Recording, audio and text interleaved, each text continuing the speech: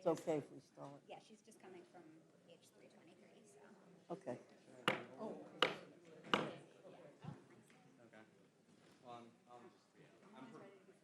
prepared. Good afternoon. The committee will come to order. Without objection, the chair is authorized to declare recess at any time. Today, the Rules Committee is convening to consider the Further Additional Continuing Appropriations Act 2026. In the early hours of this morning, the Senate passed a Swiss cheese-like funding proposal for the Department of Homeland Security. It is unwise and sorely deficient. The Senate's proposal is nothing more than unconditional surrender masquerading as a solution, and the House will not bend itself into submission by acquiescing. The Senate's proposal operates on the mere hope that funding from H.R. 1 can be used for every aspect of pay and resources for our nation's border protection.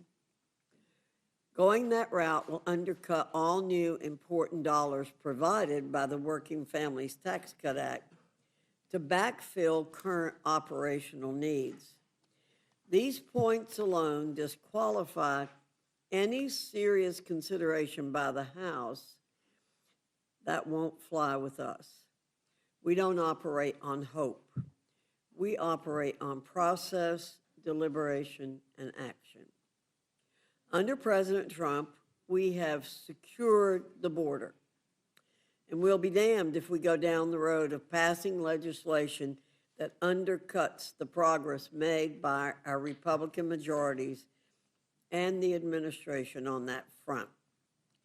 Let's recollect just how dire the situation was at our border just over a year ago. During the Biden administration, CBP recorded more than 2 million gotaways. That's almost double what was tracked during the previous decade. 388 illegal aliens whose names appear on the terror watch list were apprehended crossing between ports of entry along the southwest and northern borders during the Biden administration, up from just 14 between the years 2017-2020. Transnational gangs like MS-13 and Tren de Aragua infiltrated the United States and rapidly exerted growing control in U.S. cities, including a notorious takeover in Aurora, Colorado. Now let's compare this record to the Trump administration's record. October, November, and December of 2025 combined marked the lowest number of nationwide encounters to start a fiscal year in recorded history, over 76% lower than the encounters recorded from October through December 2024 under the Biden administration. Border Patrol apprehensions between ports of entry at the southwest border in December decreased 86% compared to December FY 2025 and 97% compared to FY 2024. Southwest border apprehensions are down over 77% compared to President Trump's first month in office. U.S. CBP agents apprehended an average of 209 inadmissible aliens per day along the southwest border in December, 96% lower than the daily average under the Biden administration. And let's not forget about the serious reduction in fentanyl trafficking that has been achieved. In 2025, fentanyl trafficking at the southern border was cut by 56% compared to the previous year. President Trump's decision of allocating funds to TSA is a positive and decisive development. I commend his strong display of leadership in doing so.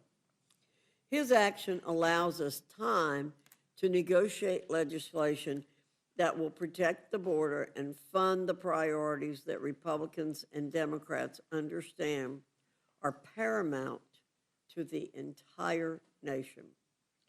Our position on this matter is as simple as it is ironclad. We won't be force-fed a non-starter by the legislative body that sits opposite of us. Our 8-week continuing resolution provides time for us to deliberate, build consensus, and move forward with a solution that is not soluble like what the Senate has offered up, all while ensuring our homeland defenders are paid. I encourage our Democrat colleagues to join us in supporting this measure. With that, I now yield to the ranking member for any comments that he wishes to make. I don't even know where to begin, Madam Chair, honest to God. And I don't even know, and I say this with respect, what you're talking about. The bottom line is Republicans cannot govern. It is crystal clear. You cannot govern. In fact, the American people should be able to sue you for malpractice. This is ridiculous that we're at this point right now. And I want to say to the American people that if you woke up this morning not knowing who to blame for this shutdown, you will go to bed tonight with no doubt on who to blame. It's House Republicans and Speaker Johnson. I mean, what the hell are you guys doing? This is insane. You know, the Senate passed a bill last night by voice vote. Not a single senator dissented. Senate Majority Leader, Republican Senate Majority Thune, was on the floor when it passed by voice vote. He's one of you guys, because you control the House, the Senate, and the White House. But the Senate bill that passed last night can pass the House today with a large majority. I mean, according to reports last night, Trump was ready to sign the bill. Now he's wobbling, and now he's saying he doesn't know if he'll sign the bill. Let me just say about the president, there's something severely wrong with him. And one of you needs to stage an intervention, because not only to prevent the Republicans from more embarrassment, but for the sake of our country. You know, if the Senate bill were brought to the floor that passed last night, we could put an end right now to the unnecessary hardship that so many federal workers are facing, the uncertainty that they're facing. Not next week, not in a month, or 60 days from now, but right now, if Speaker Johnson would just put it on the floor. And I know a lot of Republicans would vote for it. I've had a number of conversations with Republicans on the floor today who told me they would vote for it. And I know many of you have as well. And probably many of you might vote for it as well. But instead of doing the responsible thing, the obvious thing, the Speaker is cowardly bowing to a handful of extremist wackos in the Republican conference. And by the way, these wackos don't care about governing. They don't care about the people that they are hurting. They only care about writing another blank check for ICE or passing a voter suppression bill before the November election or getting a shout-out on some batshit crazy right-wing podcast. To Speaker Mike Johnson, you are supposed to be the Speaker of the whole House. You're not a member of Trump's cabinet or the chairman of the House Freedom Caucus. You're not just the Speaker of a small minority of crazy members who throw a fit every time we're about to solve a problem. You are supposed to be the Speaker of the whole House. So act like it. Act like it. And instead, we are here with the latest gimmick from the Speaker that will ensure that the shutdown continues when we could enact a law today to end it. But this garbage CR bill is a non-starter that will do nothing to get us out of this situation. It's dead on arrival in the Senate. You already know that. You all know that, and the Speaker knows that. And reportedly, even many House Republicans have called this plan stupid. I followed the social media that was going on while you were having your conference call. And we heard that a number of your Republican colleagues called this plan stupid and said that you're going to be blamed, and you are going to be blamed for this shutdown. You know, this is not complicated. This is not complicated. Speaker Johnson needs to grow up, he needs to grow a spine, and he needs to be the leader of this House. Put the Senate bill on the floor. Let it pass with a large majority of House votes, and let's end this mess. And that's what I hope we'll do. But before I yield back, Madam Chair, I just have a question, because I think there's a lot of confusion right now about what the hell's going on here. So I'd like to ask you, what are we doing here procedurally? I mean, I've heard rumors of gaveling in and gaveling out so that we could vote on the rule tonight, like we have some time machine. I've also heard that we may take the rule to the floor tomorrow morning. Can we get some clarification on what the hell the plan is? Because every hour Republicans drag this stunt out means more chaos, more lines at the airport, more federal workers not getting paid, more Americans getting screwed over. So what is the game plan? Are we going to adjourn and make believe that in an hour or on a different day, or are we going to vote on all this stuff tomorrow? Mr. McGovern, you've been around a long time, and you know that there are different roles for our different people and our different committees to play. The Rules Committee is here to pass a rule. The majority leader makes decisions on when to call bills up and when to call rules up. So you'll have to... Well, you're a lot more patient, Rules Chair, than I was, Madam Chair, because to be honest with you, I mean, if I were about to report a rule out, I'd like to know, am I going to the floor today? Or am I going to go to the floor tomorrow? Or are we going to the floor on Monday?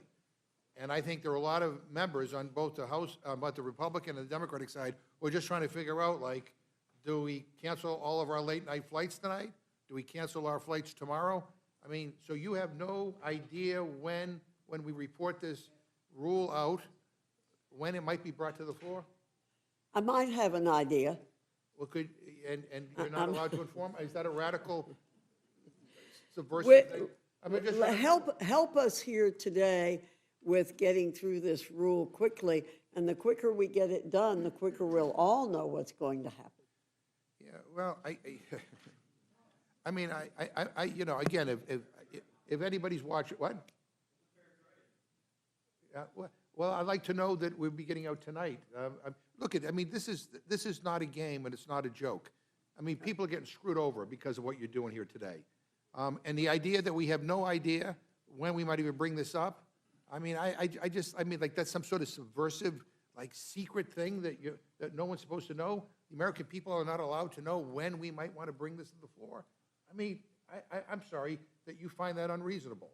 I mean, I just think it's a common sense, basic question that everybody, I don't care what your political persuasion may be, should get an answer to. And we can't get an answer to that. Well, as I said, help us get through this as quickly as possible, and then we'll all know what's going on. Well, let me just say, we would have been helpful to get through this, all of this easily, if you just took what the Senate did in a bipartisan way. But you've chosen to go down a partisan pathway because you want to satisfy a group of wackos on the extreme right, and the hell with the American people. So no, forgive us, we're not going to go quietly here. We're going to fight, we're going to fight like hell. I yield back my time. Thank you, Mr. McGovern. Without objection, any prepared statements that our witnesses may have will be included in the record. I now welcome our first panel, Chairman Cole and Ranking Member DeLauro from the Committee on Appropriations. Always happy to see you. Good to see you, Madam Chair. Chairwoman, Your full statement will be submitted for the record. We ask you summarize your statement in 5 minutes. Chairman Cole, I welcome your testimony. Thank you very much, Madam Chair. Chairwoman Fox, Ranking Member McGovern, members of the Rules Committee, I appreciate the opportunity to testify today. Come before you today on Senate Amendment to H.R. 7147, the Further Additional Continuing Appropriations Act of 2026. This is now the fourth time I've appeared before you in recent weeks to discuss funding for the Department of Homeland Security. Let me briefly recap how we got to this point. In January, appropriations negotiators, both Republicans and Democrats from both the House and the Senate, reached a final agreement on our final 6 appropriations bills for year 2026. Thanks to our friends on the Rules Committee, we were able to fulfill requests from both House Democrats, who wanted a separate vote on the Homeland Security title, and from the Senate, who wanted us to send over the final 6 bills as one package. The House did its part, passed these 6 bills, and sent them to the Senate as one package. Sadly, over the intervening weekend, Senator Schumer and Senate Democrats decided that the deal that they had agreed to was no longer good enough. They broke their word and reneged on the deal. While they would pass the other 5 bills, as they had previously accepted, they would now only support a short 2-week CR for the Department of Homeland Security. Predictably, the 2-week CR came and went without Senate Democrats agreeing to a full-year funding bill. And so, beginning on Valentine's Day of this year, the Department of Homeland Security entered a lapse in appropriations, or to use the term that everyone understands, a shutdown. This, of course, followed a previous shutdown last fall, again instigated by Senate Democrats. As a consequence, as of tomorrow, the Department of Homeland Security has been shuttered by Senate Democrats for 50% of the fiscal year, leaving DHS personnel and critical missions in limbo. Employees have been reporting to work without pay and causing chaos at the department charged with protecting the homeland. Indeed, in the last few weeks, we've witnessed the consequences of this decision. Many employees in mission-critical roles, such as Transportation Security Administration agents, Secret Service agents, and the brave service members of the United States Coast Guard, have continued to work without guaranteed pay and without full operational resources. Airports across the country are feeling the brunt, with lines stretching outside the airport to clear security. Employees at the TSA are having to take radical action to make ends meet, such as donating plasma, even as they continue to show up to work without pay. By today, Senate Democrats will have denied over 80,000 American families more than $1 billion in take-home pay. These are people who are still showing up for their shifts. The numbers are even higher when you include furloughed employees. While the state of affairs was acceptable to Senate Democrats, who were reportedly, quote, very serene with the shutdown, as one Democratic senator said, it was not acceptable to House Republicans. And so we've now passed through the House, the final negotiated full-year Homeland Security funding bill 3 different times. And to be clear, what we passed each time is the same funding bill that Senate Democrats agreed to before flip-flopping, the same agreed-upon funding levels, the same agreed-upon policy changes, the needed funding for body cameras for DHS law enforcement, all of it. Every last word was negotiated upon and agreed upon between the parties before Senator Schumer went back on his word. In the middle of the night, with the smell of jet fumes in the air, the Senate passed an amendment to H.R. 7147 and sent it back to the House, once again telling the House to take it or leave it because the Senate was leaving town. Madam Chair, we often hear from our constituents of how sick they are of bills that are written and passed in the dead of night. The Senate amendment that was sent to us early this morning is a case in point for why that is so. Instead of fulfilling the bicameral and bipartisan bargain that was struck months ago, the Senate amendment instead stripped out all funding for the U.S. Border Patrol and for the U.S. Immigration and Customs Enforcement, effectively defunding these 2 agencies. If allowed to become law, this would prevent all border non-law enforcement personnel and all ICE non-law enforcement personnel from being paid and would defund day-to-day operations of both agencies. Madam Chair, this is completely unacceptable to House Republicans. We cannot and will not support any bill that defunds the defense of our national borders. While it may be news to the Senate to hear this, the Constitution gives both the House of Representatives and the Senate an equal say in this matter. and we will not pass an unacceptable bill simply because the Senate wants to leave town. And so I appear before you today in support of House amendment to the Senate amendment to H.R. 7147, which will provide a continuing resolution for the Department of Homeland Security through May 22nd. This will end the pointless shutdown at the Department of Homeland Security. It will provide back pay for employees who have not been paid and will ensure that TSA can return to full operational status at airports. And it will allow DHS to continue to defend our national borders against narco-traffickers, terrorists, and other evildoers, and will ensure that the homeland is protected. It doesn't selectively decide which parts of Homeland Security matter. Rather, it ensures critical missions and personnel are resourced and ready. I urge my colleagues, both Republican and Democrat, to do the right thing and support this bill. I thank each of you for your time. I urge all members to support this bill. I look forward to your questions. Thank you, Mr. Cole. Ranking Member DeLauro, you're recognized.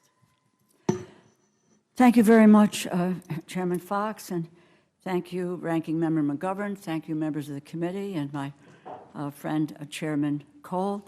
I think I'm in the movie Groundhog Day. But nevertheless, we proceed. Just for the record, let us be very, very clear. ICE and CBP are 85% funded. They are funded.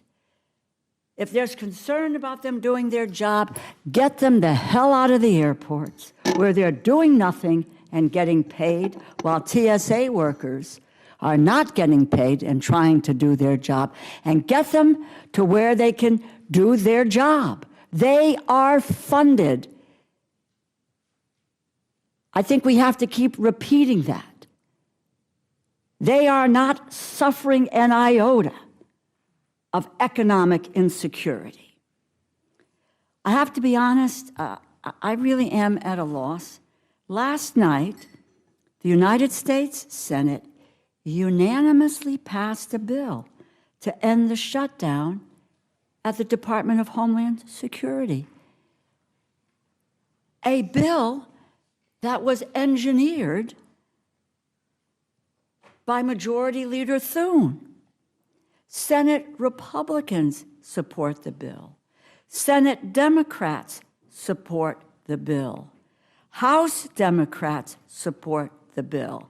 The White House, though you're never sure where they're going to come out, at the outset was supporting the bill. Don't know where they are now, but that's always a crapshoot. We'll never know what the hell is going on there. How often do we get unanimous consent in this body, in this environment? My God, the earth should shake. You know, it was just an unbelievable moment. No one, they hotlined it. No one disagreed. Whoa. It's extraordinary.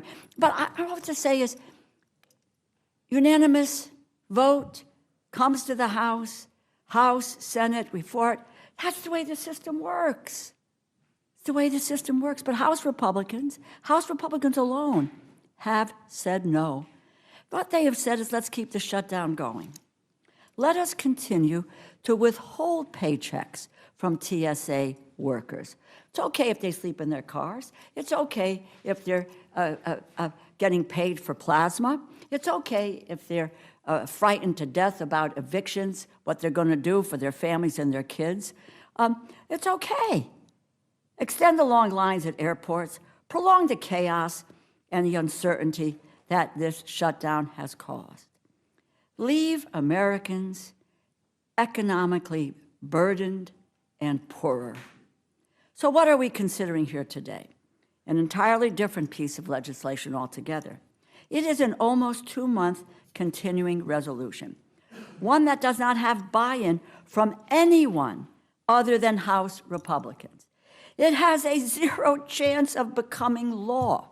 Again, 0 chance of becoming law. It serves no purpose other than to prolong this shutdown for almost 2 months, and a shutdown that has already gone on long enough. The Senate has gone home. They are not passing anything. They did their job, striking an agreement that passed unanimously. This shutdown rests squarely on the shoulders of the House Republican leadership. They were offered a bipartisan bill that the president indicated he would sign, and they still rejected it. This is no way to govern, but quite frankly, I don't believe that the House majority wants to govern. I've heard so much from so many of my Republican colleagues throughout this shutdown about how they cannot imagine how Democrats can look TSA agents in the eye as we go through security, and how it is a disgrace, and all of the rest of it. And here we are with a deal that everyone has agreed to, and they are still saying no. TSA agents will know who was responsible to holding their paychecks up. I return the question to my colleagues of how will you look those agents in the eye as you fly home for spring break? Kicking the can down the road for 60 days is not a viable solution by any stretch of the imagination. My colleague and friend, Chairman Cole, and I have long agreed that continuing resolutions are not the way to govern. It is always better to do the hard work of legislating, of negotiating, of forging a compromise. The bill the Senate passed is a product of that process. It is a bipartisan solution that was arrived at after many long hours of negotiating. Ultimately, yes, between Democrats and Republicans, but, as I said, a bill engineered by Senate Republicans and the majority leader. It is the only viable option before us. I want to be clear that Chairman Cole is a man of his word. My frustration today is with Speaker Johnson and with House leadership, who, in my opinion, are making a catastrophic mistake. This is an inexcusable failure of leadership. This is not how you get things done in this body. House Republican leadership are refusing to take yes for an answer, and the American people are going to continue paying the price for that. The White House apparently believes they have the authority to pay TSA workers. If they do, then every day for the past 40-plus days, they made a conscious decision not to pay them. And the TSA administrator not 2 days ago said the department made the decision not to pay TSA workers. They are picking and choosing which workers they think deserve to be paid. I think the public ought to decide which of us they think ought to be paid for the jobs that are being done here. Most staff at CBP and ICE and the Coast Guard and the Secret Service are already being paid, but TSA workers have been singled out, held hostage, pawns in a political game. And as the ranking member said, this is not a game, playing with people's lives. It is shameful, and these folks are somehow undeserving. That is shameful. And I am prepared to answer your questions. I thank you, and I yield back. Thank you, Ms. DeLauro. Chairman Cole, I agree with you that generally our colleagues have an aversion to passing bills, to voting for bills passed in the dark of the night, or the dead of the night, as you said. And I appreciate very much your giving us that little reminder about how Mr. Schumer and others went back on their word when we were negotiating the full appropriations bills. And we were all ready to fund all of Homeland Security. I also find it a little interesting that Ranking Member DeLauro now is saying the ICE agents should be back out in the field when They're being the paid for Democrats it. have been screaming about taking them out of the field.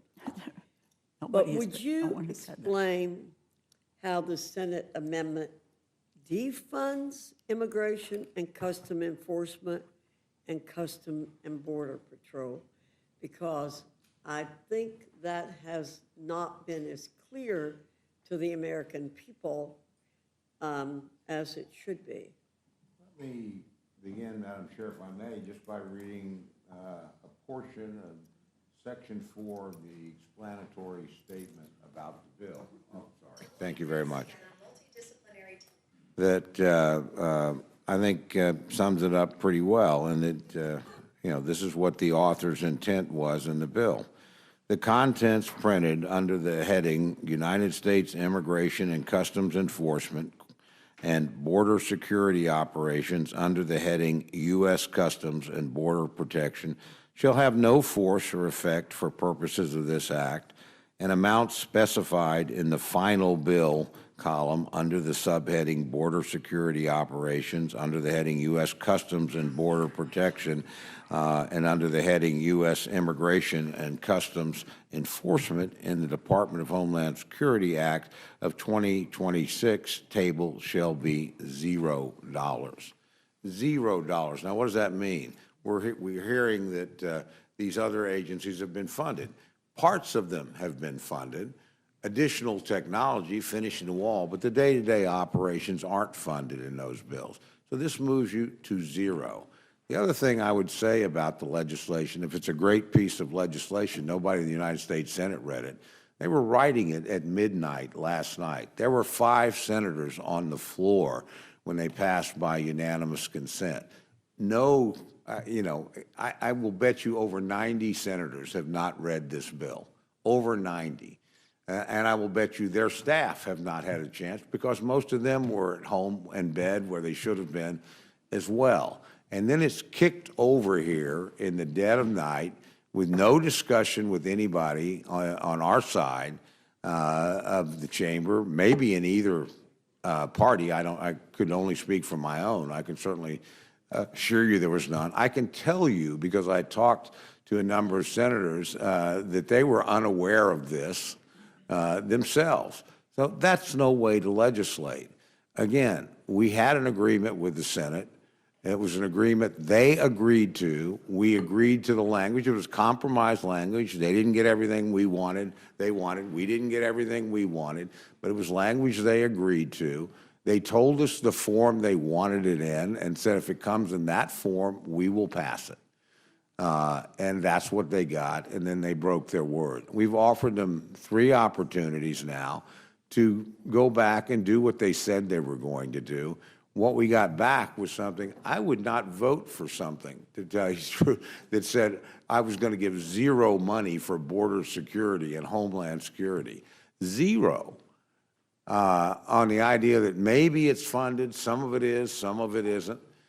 We do have the executive branch trying to do the right thing, but this is preeminently a legislative matter. We should just do our job, keep our agreements, and pass it, and we have the opportunity to do that. The Senate bill doesn't do that, at all. And, frankly, anybody that thinks it got any serious consideration in the United States Senate, I would like to tell me, where was the committee hearing on the bill or the amendment? Where was the discussion? Tell me the senators that were awake at 2 and 3 and 4 o'clock in the morning. I mean, that's not what happened. And that's no way to legislate for the greatest power on the planet and the oldest democracy in existence. It's a mockery of the legislative process, and frankly, it's not something anybody should be comfortable voting for. Thank you very much.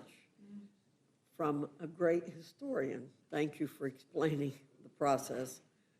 Mr. McGovern, you're recognized. Mr. Cole, do you know when we're going to vote on this on the floor? I do not.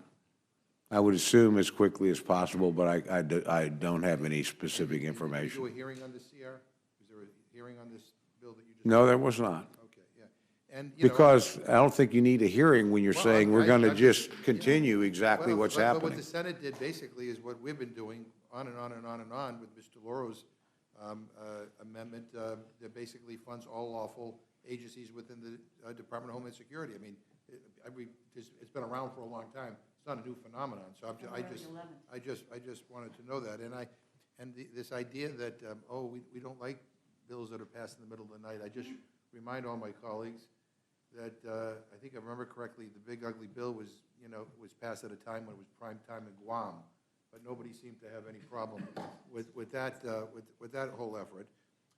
But Mr. DeLauro, I wasn't very good in arithmetic, but I just want to clarify for the record, when Chairman Cole keeps on talking about, and Chairman Fox about defunding ICE, I mean, am I right? Was money funded for ICE in the big ugly bill? My gosh. You got $75 billion for ICE, $65 billion for CBP, and no one has suggested.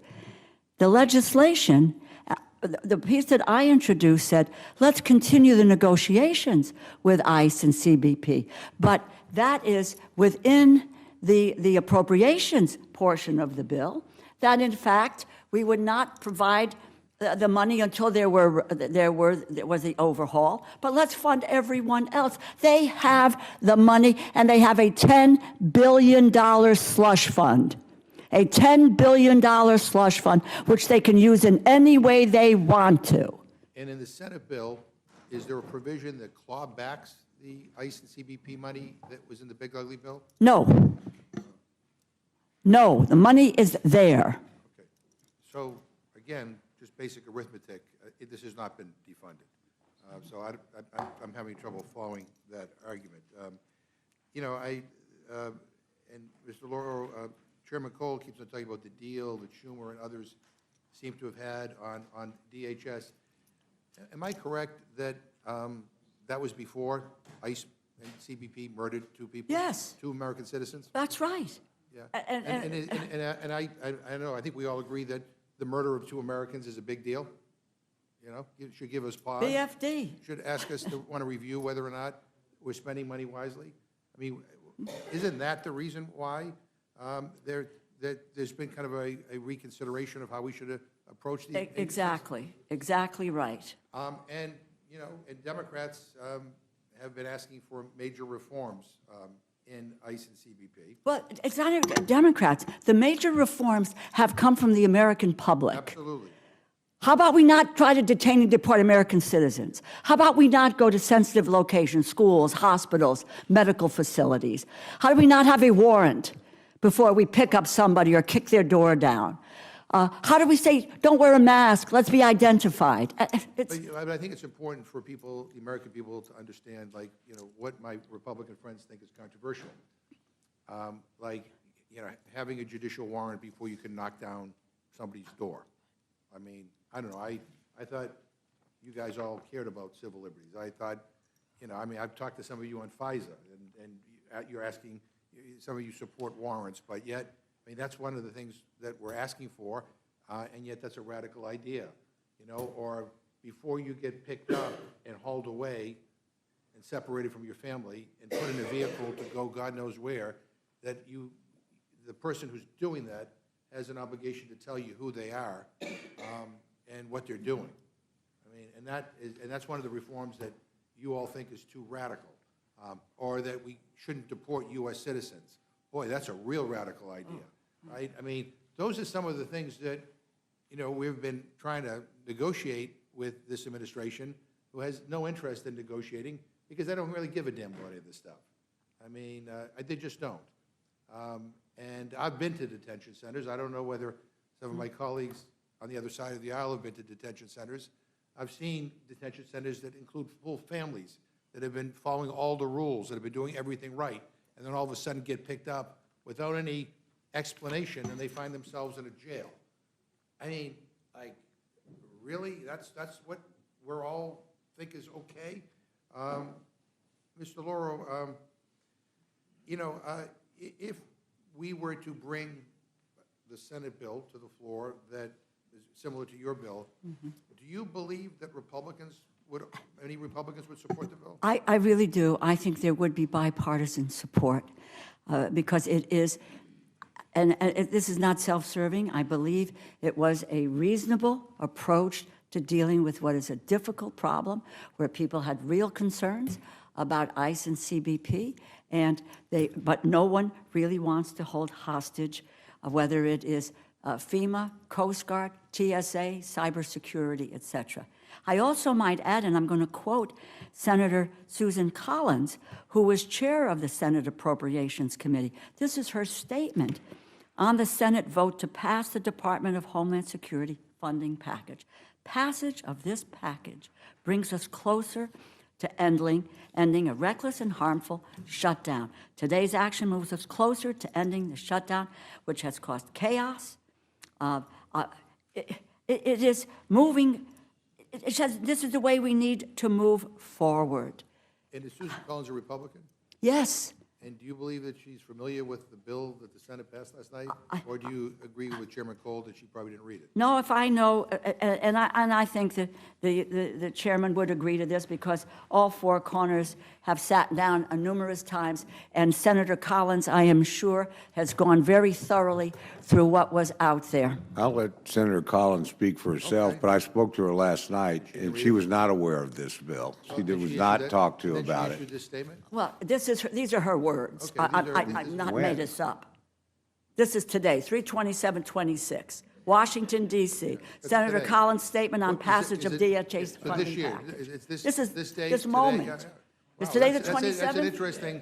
interesting observation. Whoa. And does anyone dispute the fact that reports say that when this vote took place on the Senate floor last night, that the Republican Senate Majority Leader, John Thune, was on the floor? And he doesn't know anything about what's in the bill? Give me a break. Anybody dispute that? No. Because, Would the gentleman yield? yeah, happy to yield. Well, not just Senator Thune, but Senator Schmidt was on the floor. Senator Moreno, Republican of Ohio, was presiding in the Senate. So this fiction that somehow the Senate Republicans had no idea what they were No. doing. I yield back to the No, chair. and that's a very good point, because you remind us that the Republicans do control the Senate, right? Because they were presiding.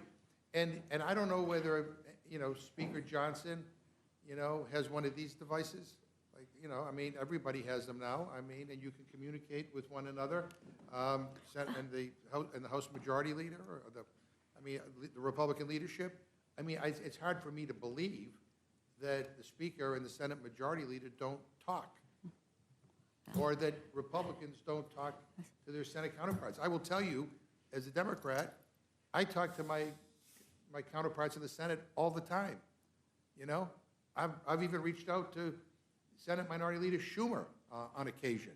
I talk to Senator Durbin. I talk to them all the time about stuff that I'm concerned about.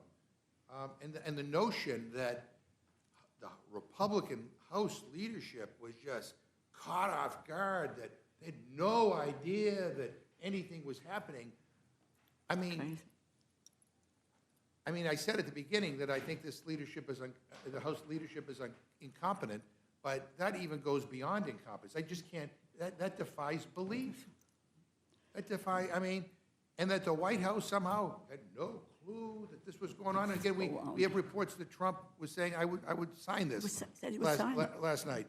Let me just. Can I just say this one thing? I was nervous because, and this is a couple of days ago, Senator Cruz was all over this. I said, my God, Senator Cruz and I have very little in common. And we were agreeing on the same direction in which to go in. So people understood and knew what was in this bill.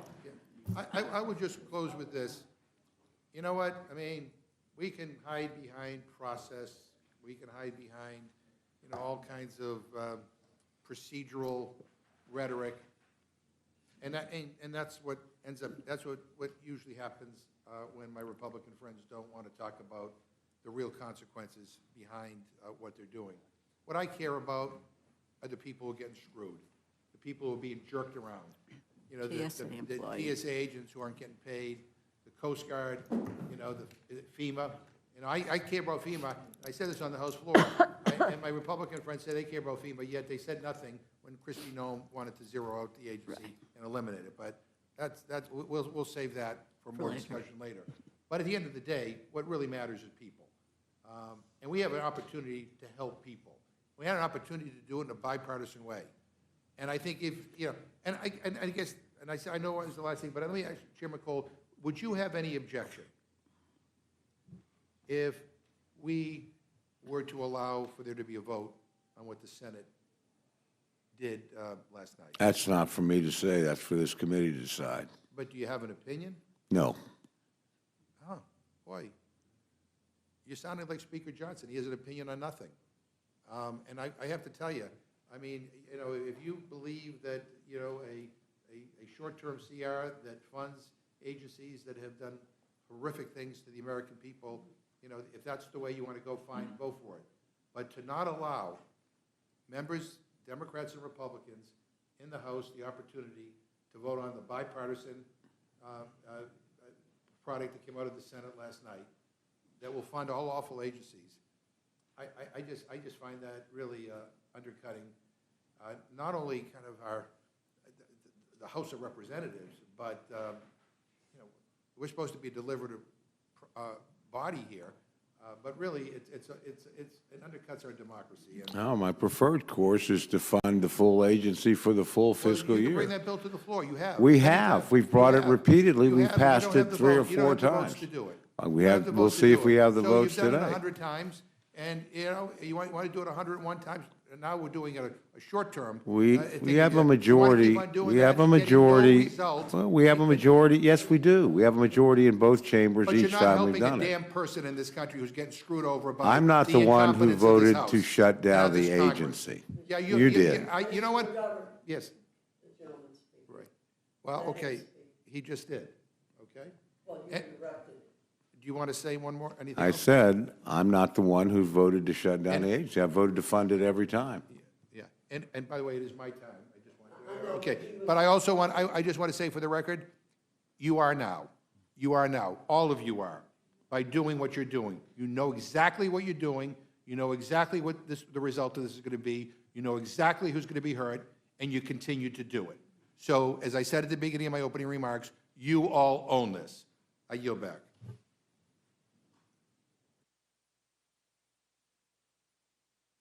Ms. Fishbach, you're recognized.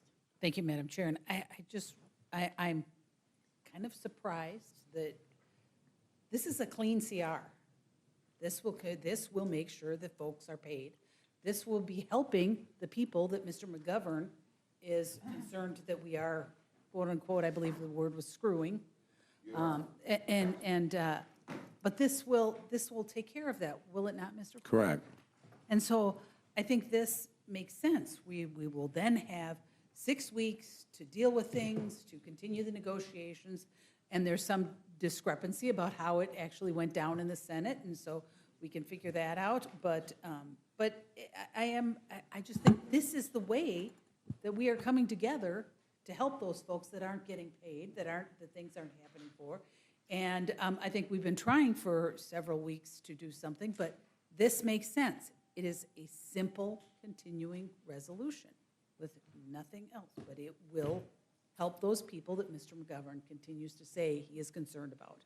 And I don't have any questions because I think it is that self-explanatory that this is going on, unless you had something to add to that, but. No, I think you summed it up perfectly. We passed this legislation, everything will be fully funded. Yep. And so with that, Madam Chair, I yield back. Thank you, Ms. Fishbach. Ms. Scanlon, you're recognized. Thank you. I'd first yield to the ranking member. First of all, I just want to say, the gentlelady talks about there's a discrepancy of what happened in the Senate last night. I don't know what the hell you're talking about. No. The Senate, by voice vote, passed a product that we are talking about trying to bring to the floor. There's no discrepancy over what happened.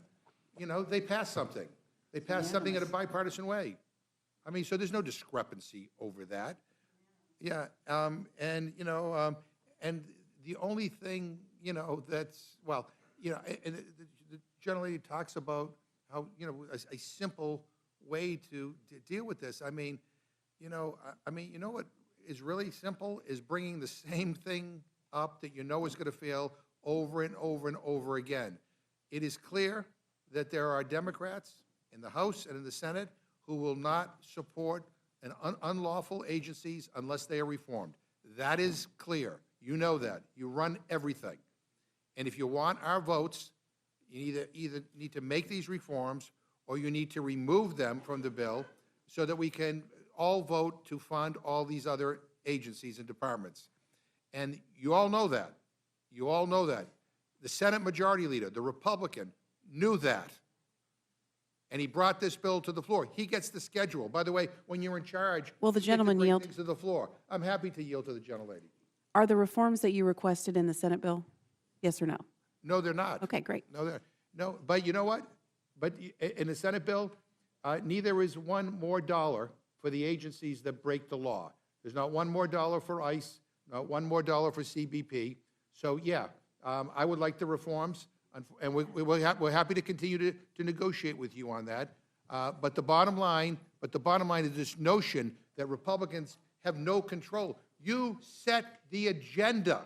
You set the agenda. The Senate Republican Majority Leader brought this to the floor. Not Chuck Schumer, not Jim McGovern, but your Republican Senate Majority Leader. And the deal is that the deal is that they had a unanimous voice vote. And we have Republican senators issuing statements today saying what is going on. But this is insane what you people are doing. It's shameful. I mean, I'm embarrassed for this institution by what is going on here. And I'm so sick and tired of regular people getting screwed over, and that's what's happening here. I thank the gentlelady for yielding. I yield back to her. Thank you, Mr. McGovern. I've been fielding calls and texts and emails from my constituents all morning. Generally, they were really relieved to hear that the Senate had finally taken action to fund TSA and the Coast Guard and FEMA, because that's what we've all been talking about for more than 40 days, that folks and parts of these agencies were not funded, unlike ICE and Customs and Border Patrol, which actually are funded, as the ranking member mentioned.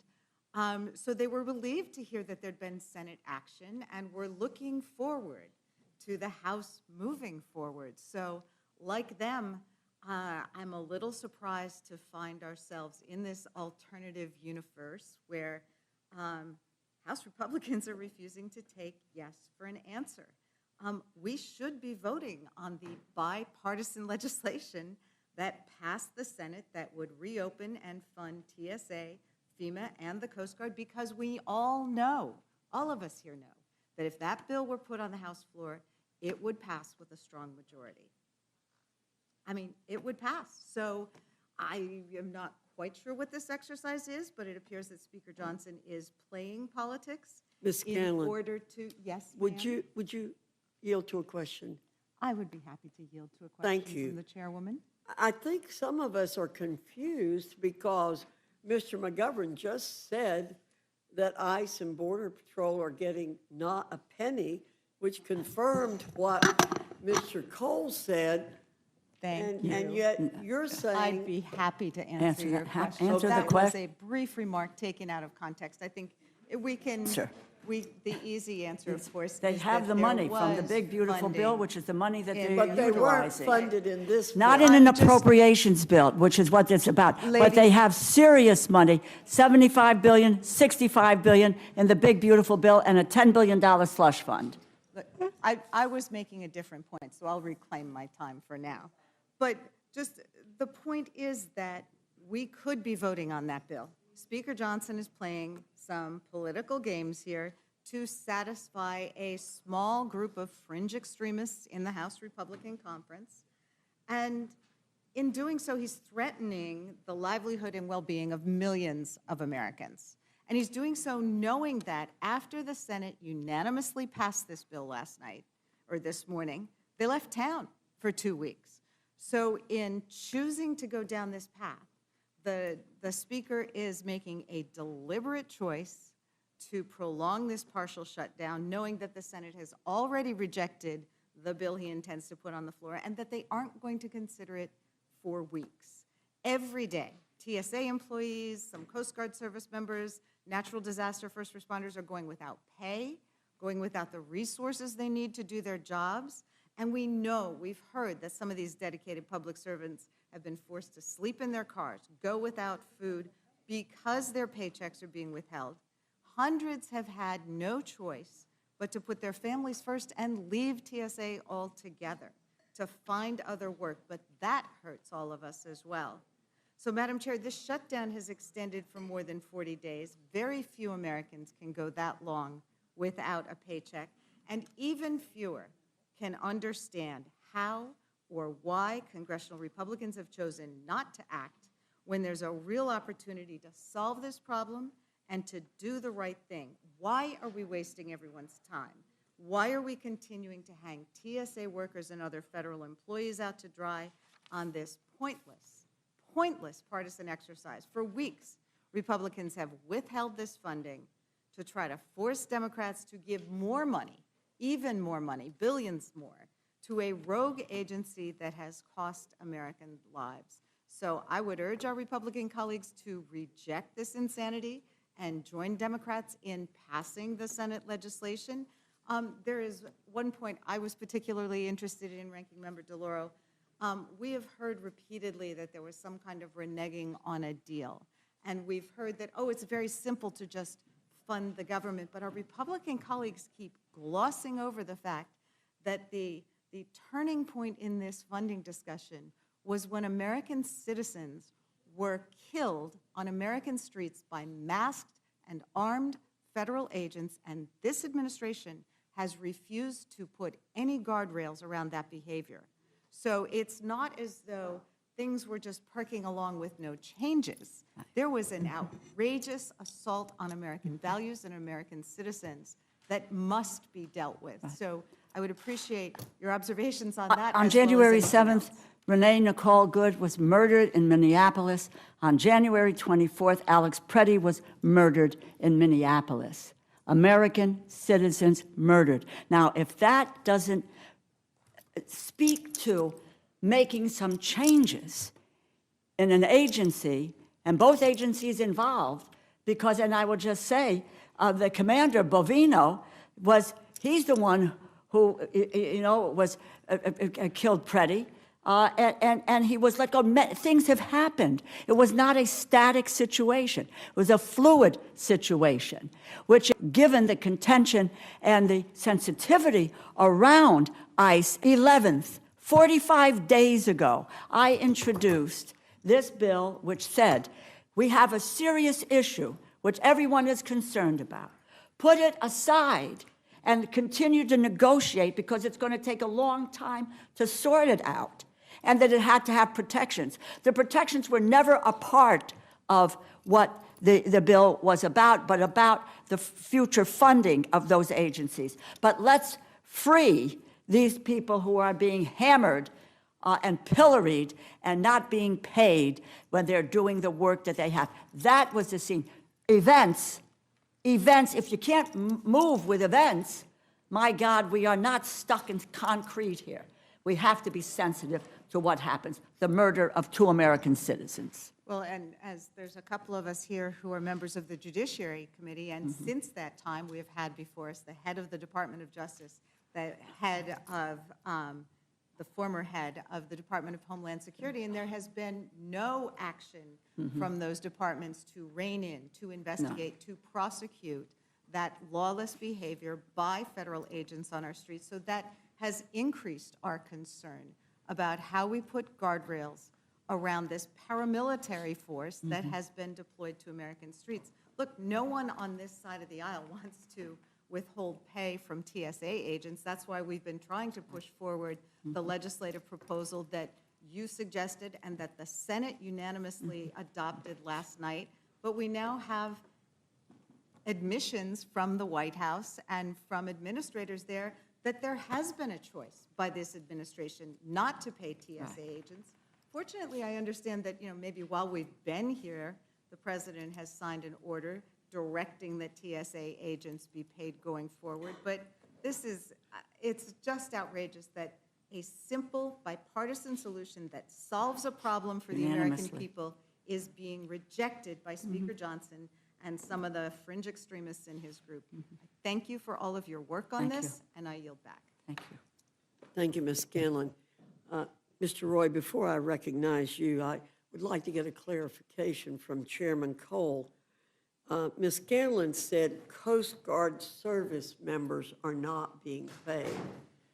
My understanding is that is incorrect.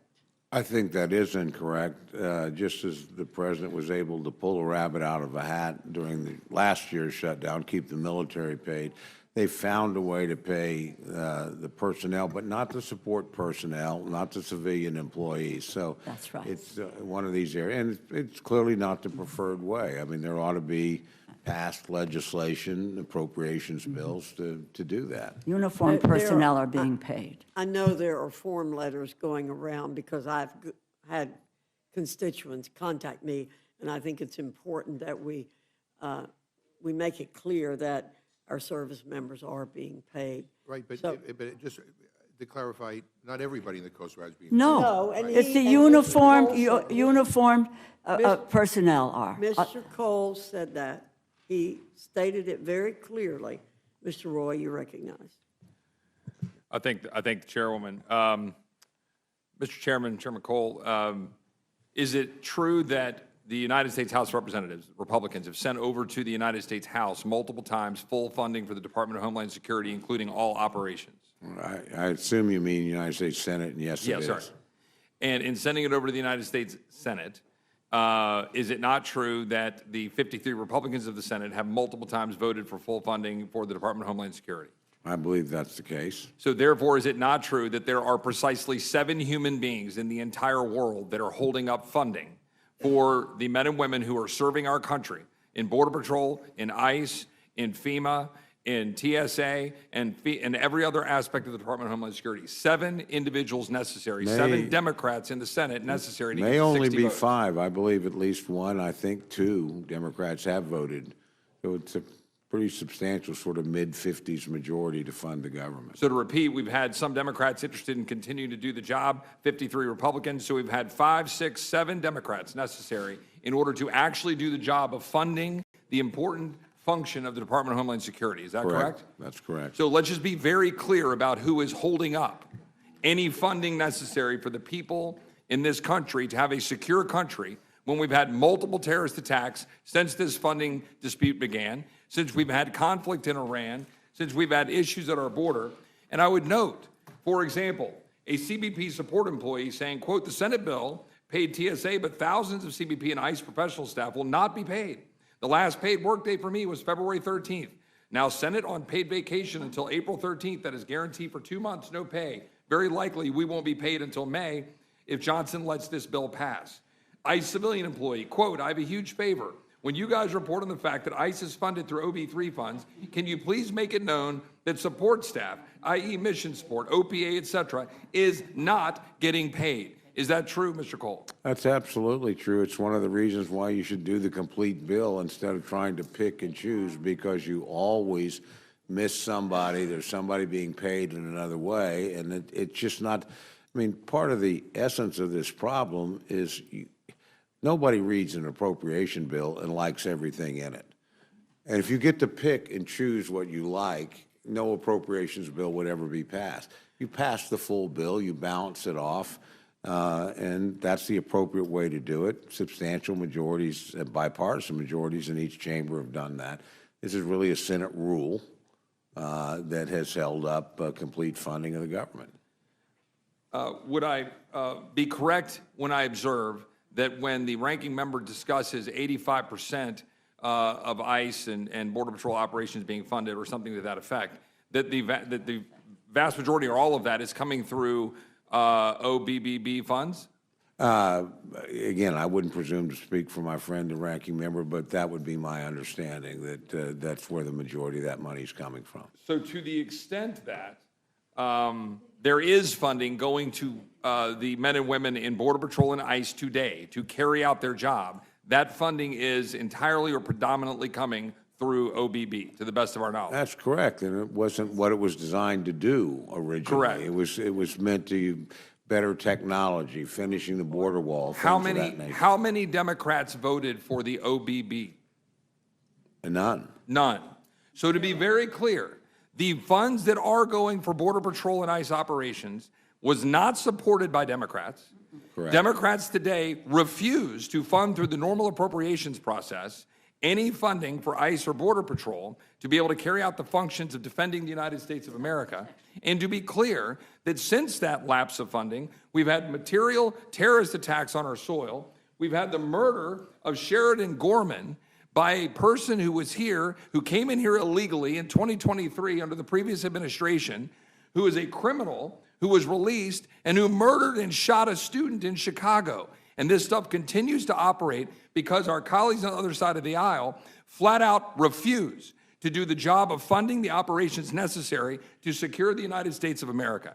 I support the Speaker in making sure that we do our job right now to send back to the Senate a bill that will fully fund these operations so that we can get busy defending this country when we need to do it and make sure that the people on the streets are safe and secure. I yield back. Madam Chair, Thank you, Mr. point of clarification. Yes, sir. I want to know how many Republican senators voted against the bill that we're asking to be considered today in lieu of the continuing resolution? How many Republican senators objected to basically the bill that Mr. DeLauro? None. None. Madam Chair, was there a roll call vote in the Senate, or was this conducted in the middle of the night by voice vote? This was passed at around. By voice in the middle of the night. By voice. You control the Senate. Anyone could have You control dissented. the agenda What? in the Senate. And the person who's holding up Mr. paying McGovern? people is the Speaker of the House. McGovern. 5 Democrats refused to actually do the job for the American people. Yeah, and Americans are dying because you guys refuse to secure the country. So Mr. stop the McGovern, bullshit. You do not have the floor. Mr. McGovern, I've been pretty tolerant. So have we.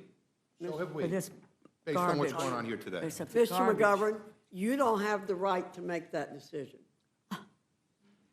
You don't have the right to make a decision that you've been tolerant. We're following regular order here, and that's what I'm going to do. Follow regular order. I, out of courtesy, introduced you to ask a question, but I'm not going to tolerate this kind of an outburst. I will not. I will not. Speak to both sides. Now, Hope you'll Speaking of make outbursts. that clear to the other side. Please, Mr. Neguse, you are recognized. go for it. I thank the chairwoman. Whoa. Perhaps I'll start where you all have left off. For whatever reason, and I think I know why, my Republican colleagues are very much living in a fantasy land and somehow trying to make the case to the American people that Democrats control the United States Senate. It's absurd. John Thune is the Republican majority leader of the U.S. Senate. He engineered the bill. Yesterday, the Republican majority in the United States Senate passed a bill. Not a single U.S. senator objected. Not one. Senator Bernie Moreno, Republican of Ohio, presided over the vote.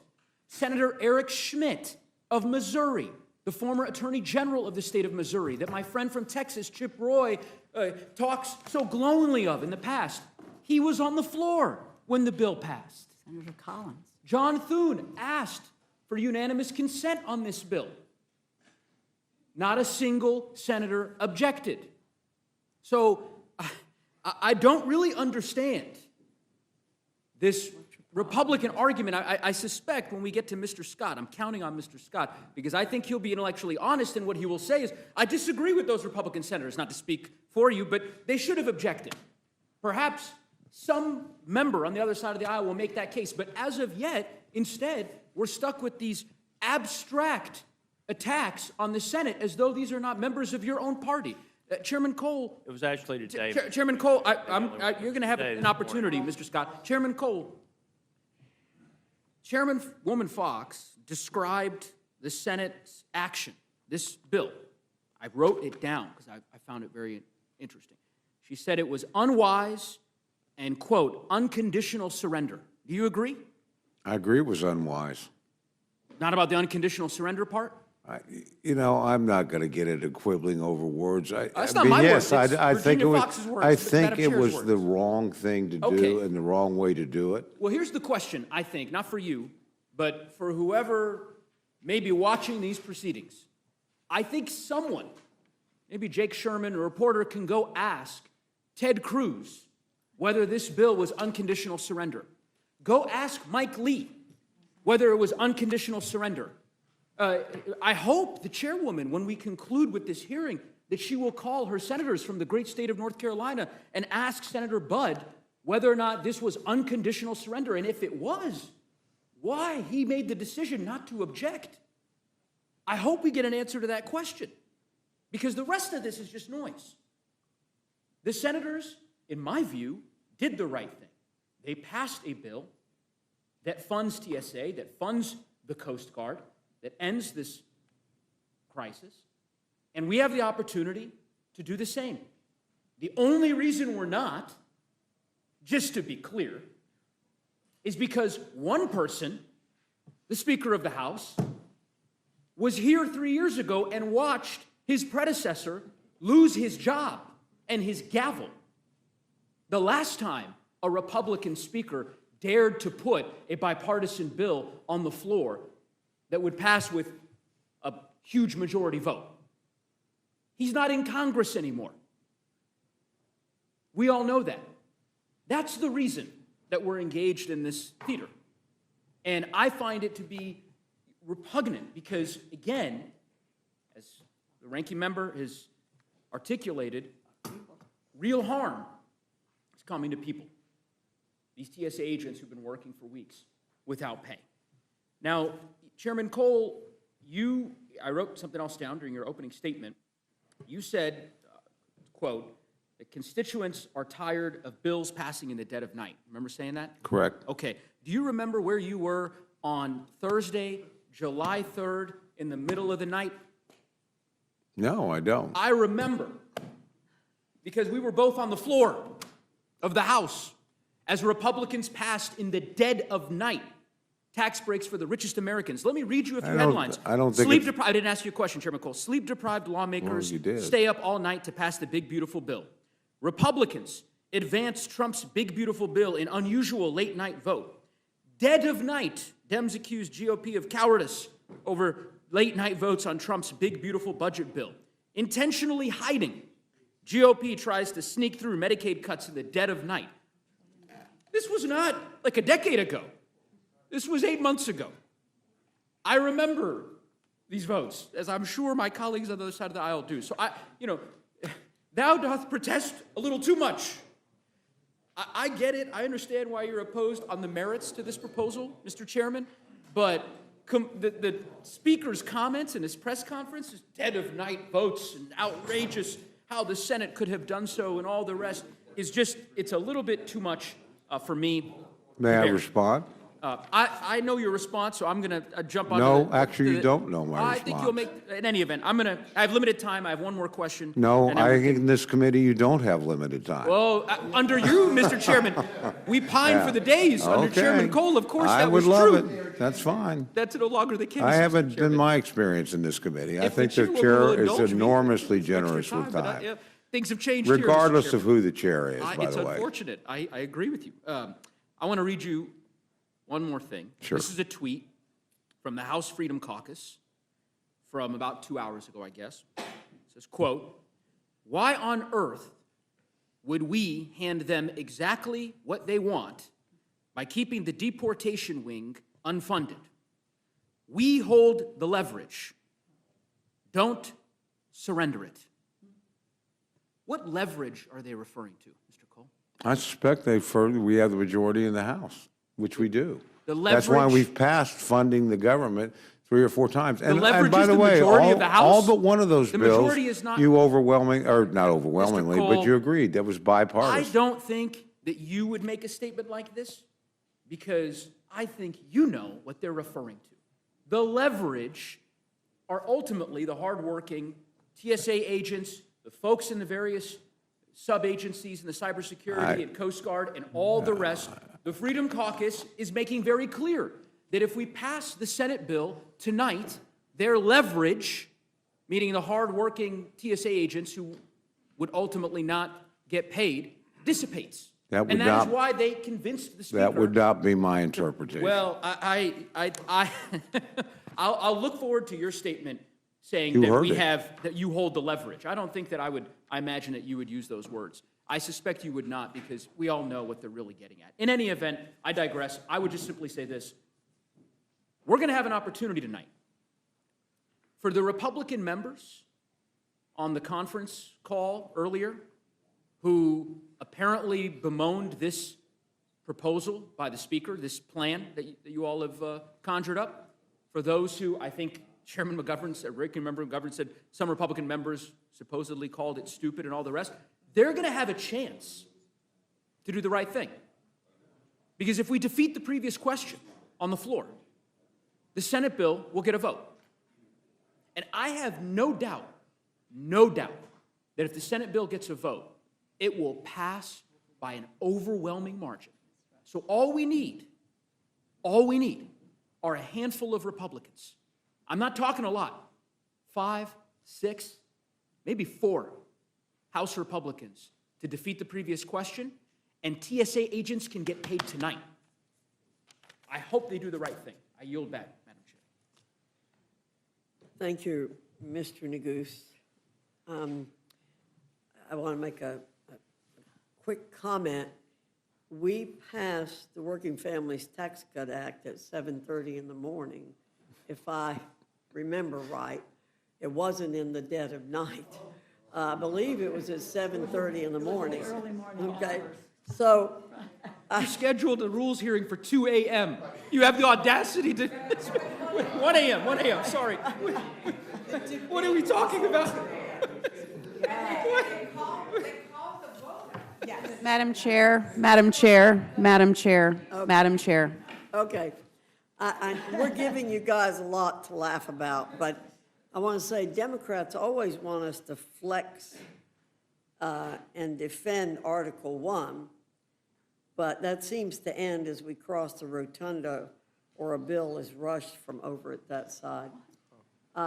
Ms. Houchin, you're recognized. Thank you, Madam Chair. I will want to yield some time to the gentleman from Virginia, Mr. Griffith. Thank you very much, Ms. Houchin. I have to say to my friends on the other side of the aisle, I am vexed and offended when words are put into my mouth, that are not accurate.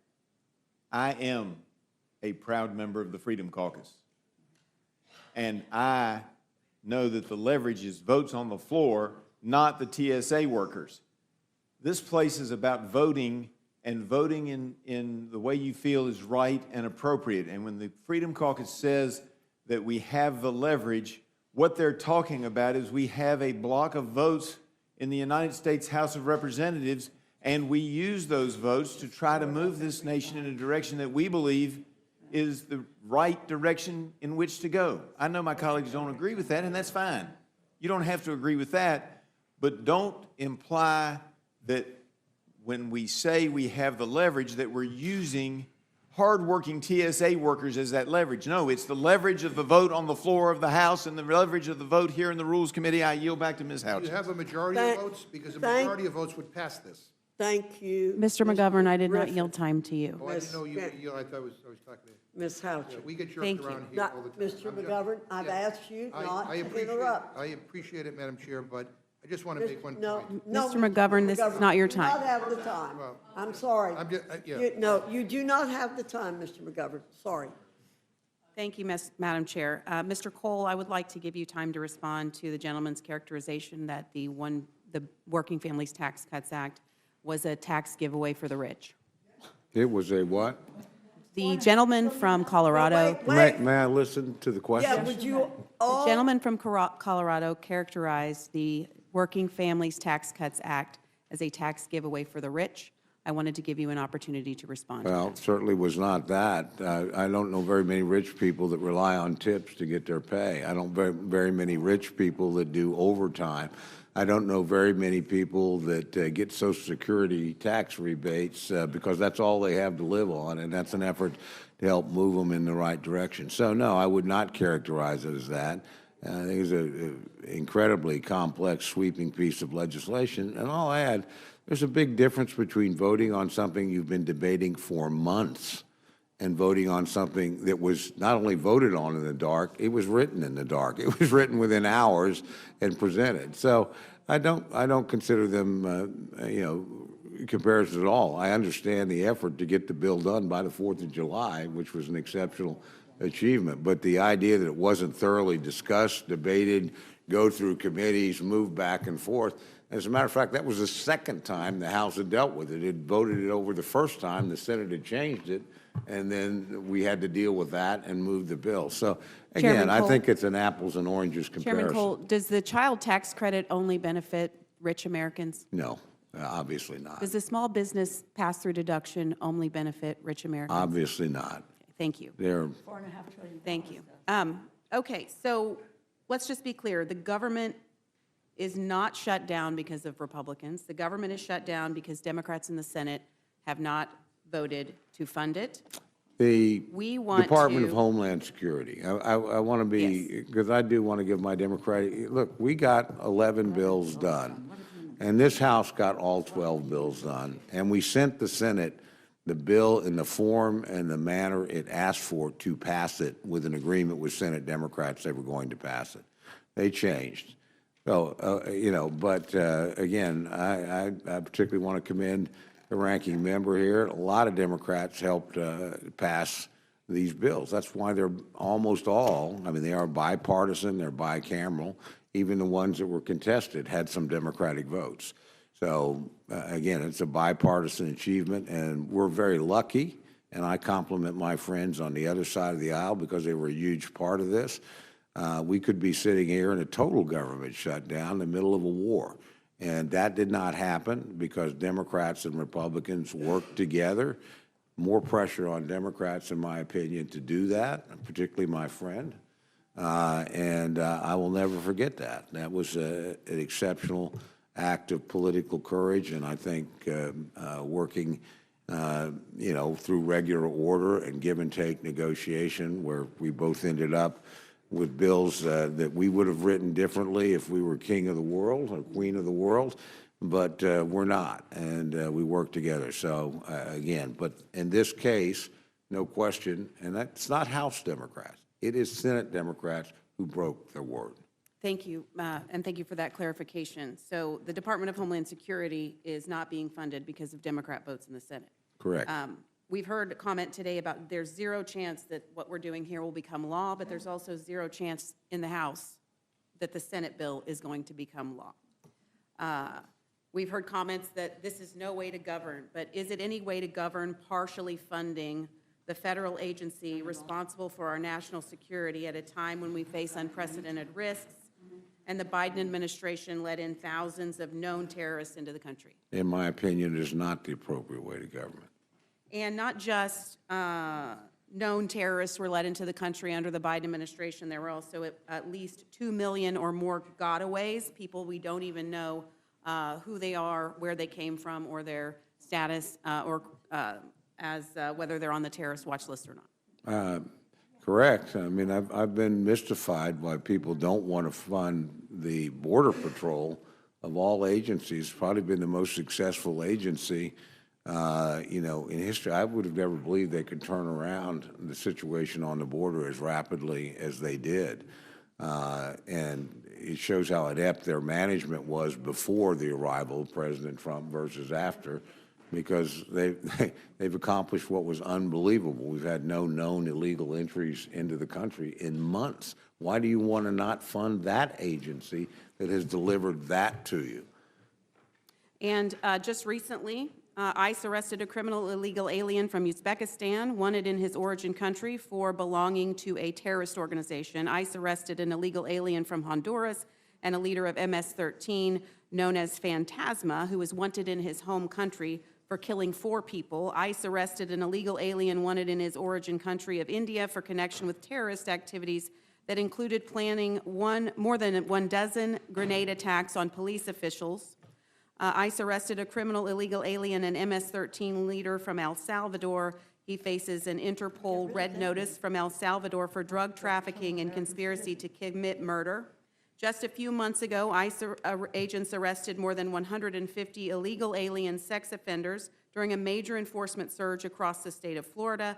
The operation targeted child predators, rapists, violent criminal, illegal aliens with convictions, including sexual assault of minors, rape, lewd conduct, child exploitation, battery, and attempted homicide. In total, more than 230 criminal illegal aliens, including 150 sexual predators, were arrested and off our streets, thanks to ICE. All of these operations will be negatively impacted by this defund effort by Democrats. And let me be clear, the people doing these jobs are the people the Democrats don't want to pay, and they are American citizens with families too. The Democrats are the ones that are picking which employees should be paid. The Democrats are singling out, holding hostage, and using the American people as pawns for a false premise that we're somehow voting on this DHS, they're voting against the DHS funding because they want reforms, yet in the Senate bill, there are 0 reforms that they asked for. But now that the bill sets this total amount for spending on these agencies that are so important to our national security, setting those at 0, they don't care about ICE and Border Patrol. They don't care about the people doing these very difficult jobs because they want border chaos and crime in the streets. Otherwise, they would have secured the border under the Biden administration. But regular people, this is a comment made by one of my colleagues on the other side of the aisle. He said regular people are getting screwed. That was me. Regular people are getting screwed, like the families of American citizens who have been killed by illegal immigrants. Like Laken Riley, a nursing student from Augusta University who was killed on February 22nd, 2024, while jogging on the University of Georgia campus. Her killer was a Venezuelan national who entered the country illegally in 2022. Like the family of Jocelyn Nungary, age 12, who was sexually assaulted and strangled to death on June 16th, 2024, by 2 Venezuelan nationals. Like the family of Rachel Morin, a mother of 5, who was raped and murdered while jogging on a popular trail in Maryland by an undocumented immigrant from El Salvador. Like the family of Luis Lopez, age 15, a teenager shot and killed in Kentucky in 2025 while attempting to protect his mother from an attempted rape by an illegal immigrant from Mexico. Like the family of Megan Boss, found dead in Illinois in April of 2025. Her body was discovered in a storage container. The suspect was an undocumented illegal immigrant from Mexico. Like the family of Ivory Smith, age 7, who was killed in a car crash by a Venezuelan national in Texas in 2024. Like the family of Christopher Babcock, age 62, a husband killed in a fatal hit and run in Morristown, New Jersey in March of 2026 by a Mexican national who'd been released into the country in 2024. Like the family of Hallie Hagelson, age 18, and Brady Heiling, age 19, both killed in a 2025 car crash in Wisconsin by a Honduran national. The family of Melissa Powell, age 47, and her son, Riordan, 16, killed in a 2024 car crash in Colorado caused by an undocumented immigrant from Honduras. Like the family of Karen Diamond, who died in June of 2025 following a Molotov cocktail attack at a pro-Israel event in Colorado. The suspect was an Egyptian national living on U.S. soil on an expired visa. Like the family of Aurelio Zunio Orbez, a taxi cab driver in New York who was strangled to death in December of 2025 by a Guatemalan national over a fare dispute. And the family of an 11-year-old girl in Georgia who was raped in early 2026 by an undocumented immigrant who also held her 10-year-old sister at knife point. And finally, the family of Brad Kastner, a competitive four-wheeler racing champion from Holton, Indiana, in my district, who was killed on March 26, 2024, in a head-on collision near Seymour, Indiana, while on his way to work. The driver of the other vehicle was a 26-year-old undocumented immigrant with a history of driving without a license. These are the people that ICE are fighting for. These are the people that they're doing very difficult jobs, and they deserve to be paid too. Thank you, Madam Chair. I yield back. They're being paid. Being Ms. paid. DeLauro, Sorry, Madam Please. Chairman, but, Ms. DeLauro. no, facts are facts. Ms. Ledger Fernandez, Thank you're you. recognized. Facts are facts. Thank you, Madam Chair. And I think that what is really clear about what we're doing today has already been, the point's already been made. The Senate unanimously passed a bill that would fund TSA, fully fund TSA, fully fund the Coast Guard, fully fund FEMA, make sure that all of that work is done. And there is a decision made in the House to not bring it to the floor. So everybody on this panel who votes for this continuing resolution rule is basically going to be voting to keep all of that shut down. And one of your own members said in your caucus, if we're to be believed, since none of our calls or conferences are ever private, that the shutdown is going to be on Republicans. And indeed it will be. And you will be voting for that because you know that the Senate's gone. You know that this will keep things closed. And I want to remind everybody that we've already gone through this. A few days ago, 3 days ago, I read Representative Jack's words on the floor, where he said that this doesn't have anything to do about funding for CBP or ICE because they've already been funded under the big, beautiful bill. I asked Chairman Cole, do you agree with that? And he said, yes, they have been substantially funded. So this isn't about funding what ICE might be doing. It is about keeping TSA, right, without pay, and all of those other agencies without pay. That's what you were doing. That is what you were doing. And I'm going to also quote from the chair. I asked him is if we passed Member DeLauro's bill, which was introduced 44 days ago. This isn't something that is new. How long ago, am I correct? Was it 44 days? 45? Sorry. It's been 45 days. This is not a dead in the night we haven't seen before. If we could fund TSA, FEMA, and Coast Guard immediately, is there support for that? Chairman Cole said, I don't know. I don't know that it would pass the Senate. If you're asking me if it can pass the House, I certainly believe it can, close quote. So that's an issue. We know that if you brought this bill to the floor, there would be your Republican colleagues who care enough about what's happening to their citizens, to their constituents, that they'd vote for this. That is what we're facing. But I want to say, I don't know if you've noticed, but they're no longer saying the big, beautiful bill. Right? It's no longer the big, beautiful bill. That was the title of it. But Americans were so upset about how that big, beautiful bill transferred money to the wealthy and the well-off and the billionaires and the biggest corporations that Republicans changed the name of it because people hated the fact that the big, beautiful bill did all those really bad things. It was big, but it was big bad, right? It was big bad. And so they had to change it. And the reality is those tax cuts for tips, no taxes on tips, it's temporary. Ranking member, are the tax cuts for the wealthy, are they temporary? No, those are permanent, $4.5 trillion without the blink of an eye. $4.5 trillion. And it's okay, the $1 trillion in the cuts to Medicaid. Whoa. Right. You know? And then, right, and then the thing is Americans don't like, none of what we are asking for would address ICE arresting those who have engaged in unlawful activity.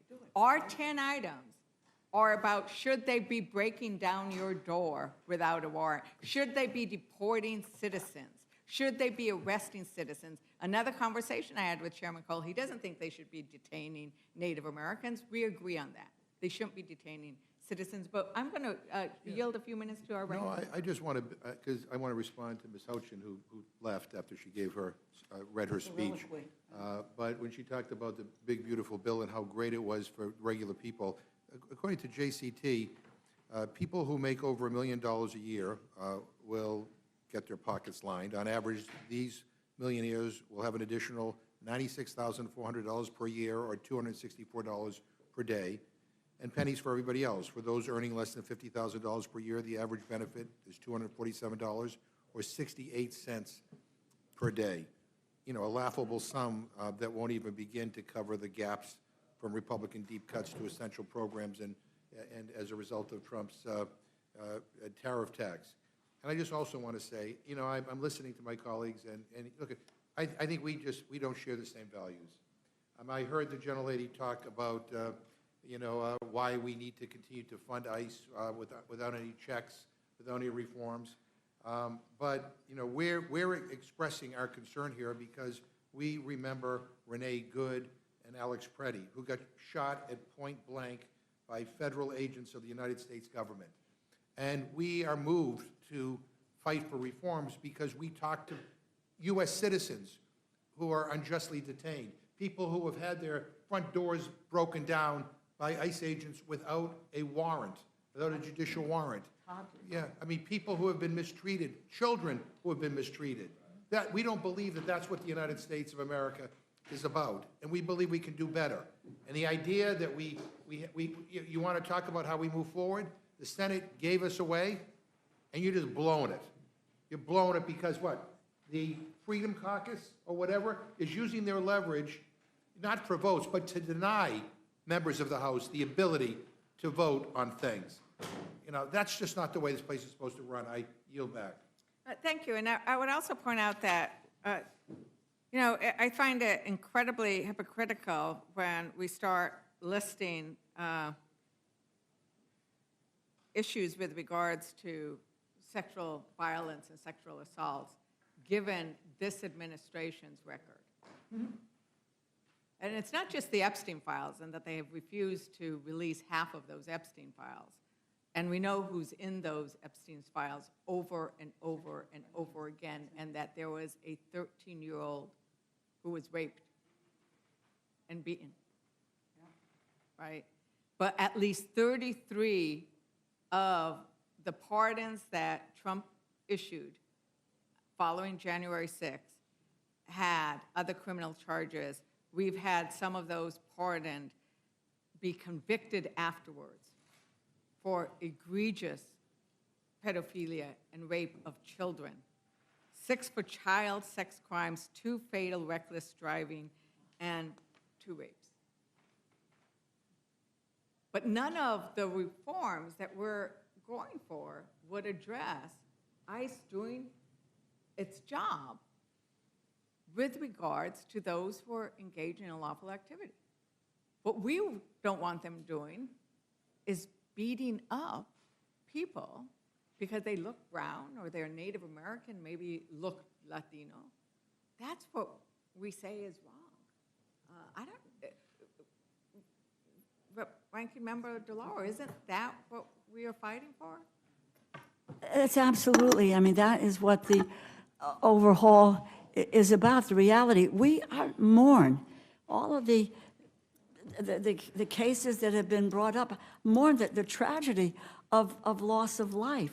But there's loss of life in terms of, Renee Good and Alex Preddy. There's no one, they were immediately classified as terrorists, in a nanosecond without any understanding of what happened. We all mourn the loss of life. And to go after those who have perpetrated these crimes and, and deport them, do what needs to be done. But we know the evidence is there's so much of it that talks about the inequities that have been applied to American citizens, to children, to people who speak a different language, to people whose color of their skin is different, just based on something, just plucked off the street, sent to a detention camp. Families don't know where they are. That's real. We're not making that up. In the same way, I don't believe that Ms. Houchin is making up what she talked about. That's not right. But what's happening here is not right, which is why we need to address that. And that is what is absent here, the willingness to address the transgressions that are being made by these agencies, which we have an obligation and a moral responsibility to deal with, and that same moral responsibility to say we are going to make sure that TSA people and Coast Guard and FEMA and cybersecurity, that those issues need to be addressed.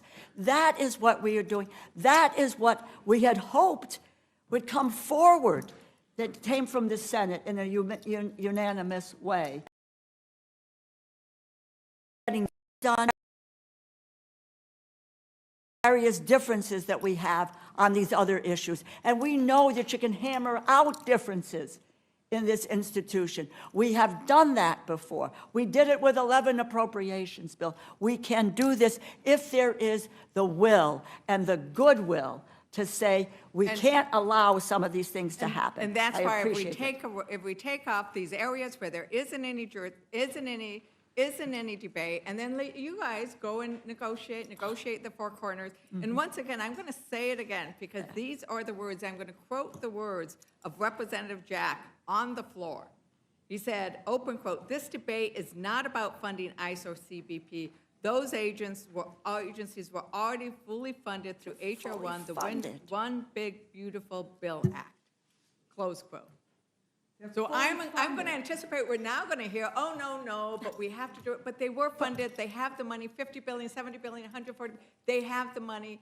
Before we give them more money, let's make sure that they are not violating basic constitutional rights, that they are following the same procedures that my sheriffs, my police are following in New Mexico. And I asked last week whether Chairman Cole's sheriffs and officers were following basic procedures of, warrants and wearing masks, and I asked you. Yes, Everybody expects that. But today, what we are voting on today is whether you are going to go home and tell people on your line, I voted to fund TSA, FEMA, and Coast Guard. That's the vote today, not whatever happened 3 weeks ago. That's the vote today, and you're going to vote for it. And I hope we get 4 Republicans who have the courage to stand up for their constituents, for their TSA agents, and vote with us on the motion to on the motion to move the previous question. Because if we get that, we will vote on the Senate bill. There is an opportunity. Republicans, reach out to us, vote with us, join us in fully funding FEMA, Coast Guard, cybersecurity. You can do it. You can do it today. You can vote with us today. Where the money isn't there is in appropriations. The money in the reconciliation has not been dealt. With that, if there is no other, I am the last Democrat. Do you want? Yeah, you got 1, 2, 3, 4, 5 Republicans that still have to speak, and I don't know why you would cut off. I hadn't asked her a question. I will ask her a final question. Representative, Ranking Member DeLauro, do you have a quick summary that you want to share with us? Look, I'll just say the issue is the money through the Appropriations Committee. I don't approve. I voted against the reconciliation bill, the big, beautiful, whatever the hell you want to call it.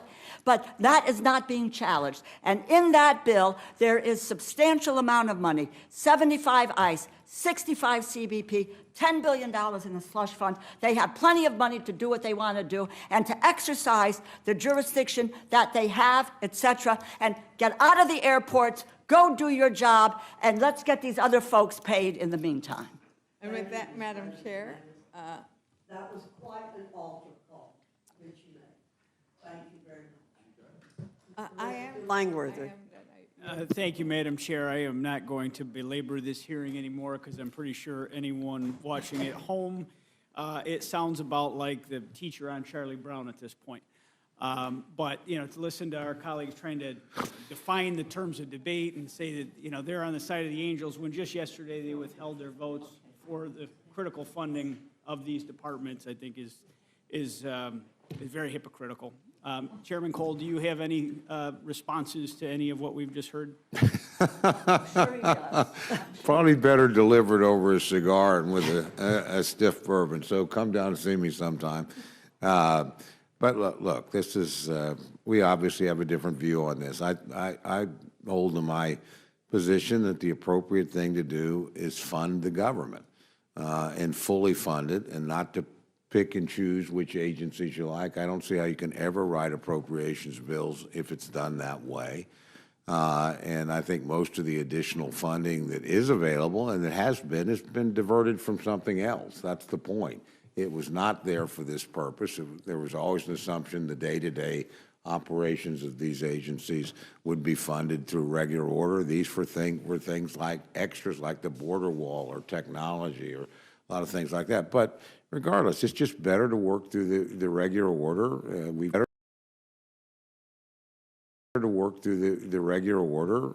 passed it here, the Democrats in the Senate. We have a majority in the Senate. People seem to lose that fact, a bipartisan majority. And the only thing standing in the way, and I'm never critical of this. Look, filibuster's none of my business. I'd run for the United States Senate if I cared about it.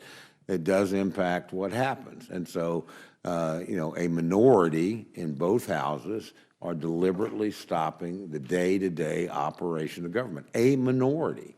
And the only reason they couldn't get away with it in this House because we're majority rule. The Senate has a different approach.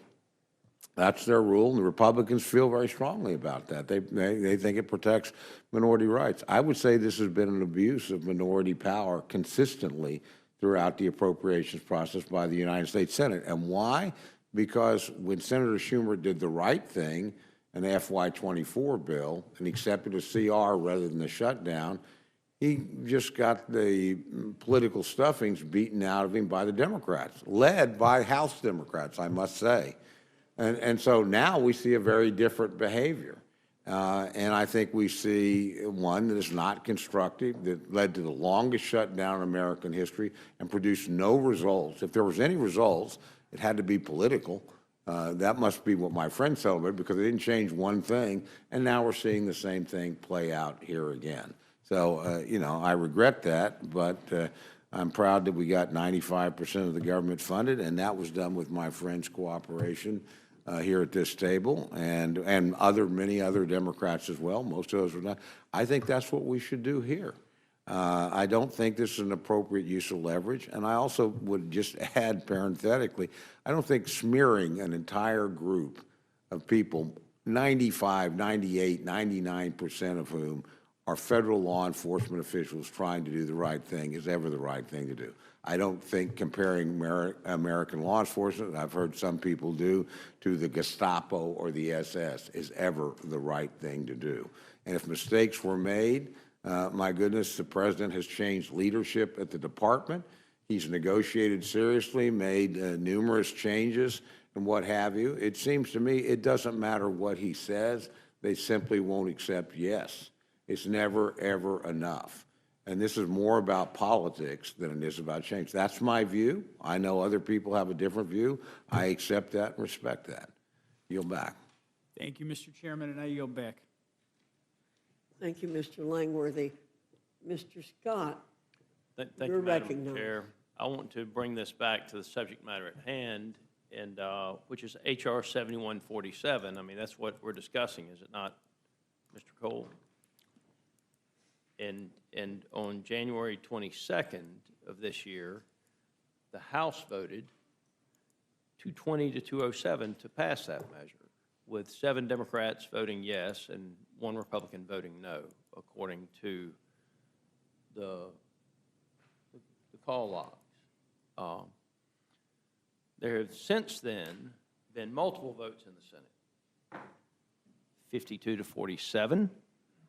So the majority voted in favor of the piece of legislation coming to the floor, where it would no doubt pass if the vote were allowed to come to the floor in the Senate. 50 to 45, 51 to 45, 51 to 46, 47 to 37, and then most recently, which was yesterday, 53 to 47. So the majority of the senators voted yes on the same piece of legislation that had passed the House, 220 to 207, at least procedurally, to bring the vote to the floor. So if we want to talk about procedure and about how democracy is supposed to work, the majority of the people are in the House and the Senate are in favor of passing H.R. 7147. Is that a fair statement, Mr. Cole? Yes, it is. Now, there were 4 members on the floor last night, plus Mr. Marino, who was presiding. Now, I'll give him a little bit of a pass because he's presiding, and typically the presiding officer doesn't offer objections or motions. They simply rule over the procedure. But the other 4 members, Eric Schmidt, John Thune, Brian Schatz, and Andy Kim, Interestingly enough, Andy Kim is the one I know best, and I like Andy. I think he's an honest person. I disagree with him politically on a lot of things, but I want to read you what Andy Kim said at 3 a.m. And let me back up. The bill, this was not yesterday morning, this was this morning. And my understanding, Mr. Cole, is that the language was not actually introduced until after midnight today, which would be this morning, correct? I think that is correct. And so somewhere between midnight, because it says it was introduced on the 27th, and 2 a.m., it was somewhere in the 2:10 a.m. range. Do we know exactly what time the non-vote happened? 2:10, 2:30? 2:20, I think. 2:20? Is that what you said, ma'am? Okay, I'll accept that. Somewhere in that range. But the language was not actually introduced on the 26th. It was introduced on the 27th. And then less than 2.5 hours later, it was adopted. There was no roll call vote on it. There was no roll call vote from the Senate. Now, if there had been a roll call vote, I would be more willing to have a discussion on procedure and other things. But let me read what Mr. Kim said. Just leaving the Capitol now at 3 a.m. as I wanted to be on the Senate floor through final passage of the vote to end the shutdown. As we promised, there was no funding for ICE without the reforms Americans demanded. TSA and our airports fully funded. TSA and our airports fully funded, zero for ICE. So zero funding for ICE. So this piece of legislation strips all of the funding for ICE out. It also strips the funding for Customs and Border Patrol. Is that an accurate statement, Mr. Cole? I believe that is an accurate statement. And that is not what, that is not what the majority of the members of Congress want. Is that also an accurate statement, Mr. Cole? That would be my assessment as well. The majority of the members of Congress in the House, 220 to 207, have voted to fund DHS, including ICE and Customs and Border Patrol. Was the gentleman yield from? In just a second, I'll give you a second, Ms. DeLauro, out of respect for you, I will give you a second. Thank you very But the much. majority of members of the House, 220 to 207, voted to pass H.R. 7147, which is what we're talking about here. The majority of the members of the Senate want to pass it. But Senator Schumer won't allow the vote to come to the floor. And so we're left with the option of sending a continuing resolution. President Trump has said he's going to make sure TSA agents get paid, and he should. But I just want to, for the record, for the American citizens to know, the vast majority of the members of Congress have voted for 7147 or voted to allow it to come to the Senate. And it is the Democrats on procedure that are stopping the bill from moving forward, where it would fund ICE and Customs and Border Patrol. And there was an agreement before we sent it across to them, and then they turned around and went back on the agreement in the Senate. Senate Democrats, that's correct. Yes, Senate Democrats. And Senate Republicans absolutely capitulated last night. I don't want to make any bones about it. This idea that we can fund TSA and Border Patrol through reconciliation, if we had done reconciliation first, you could make that argument. But no Senate Republicans should be making the argument that we could do something through reconciliation that has not already been done.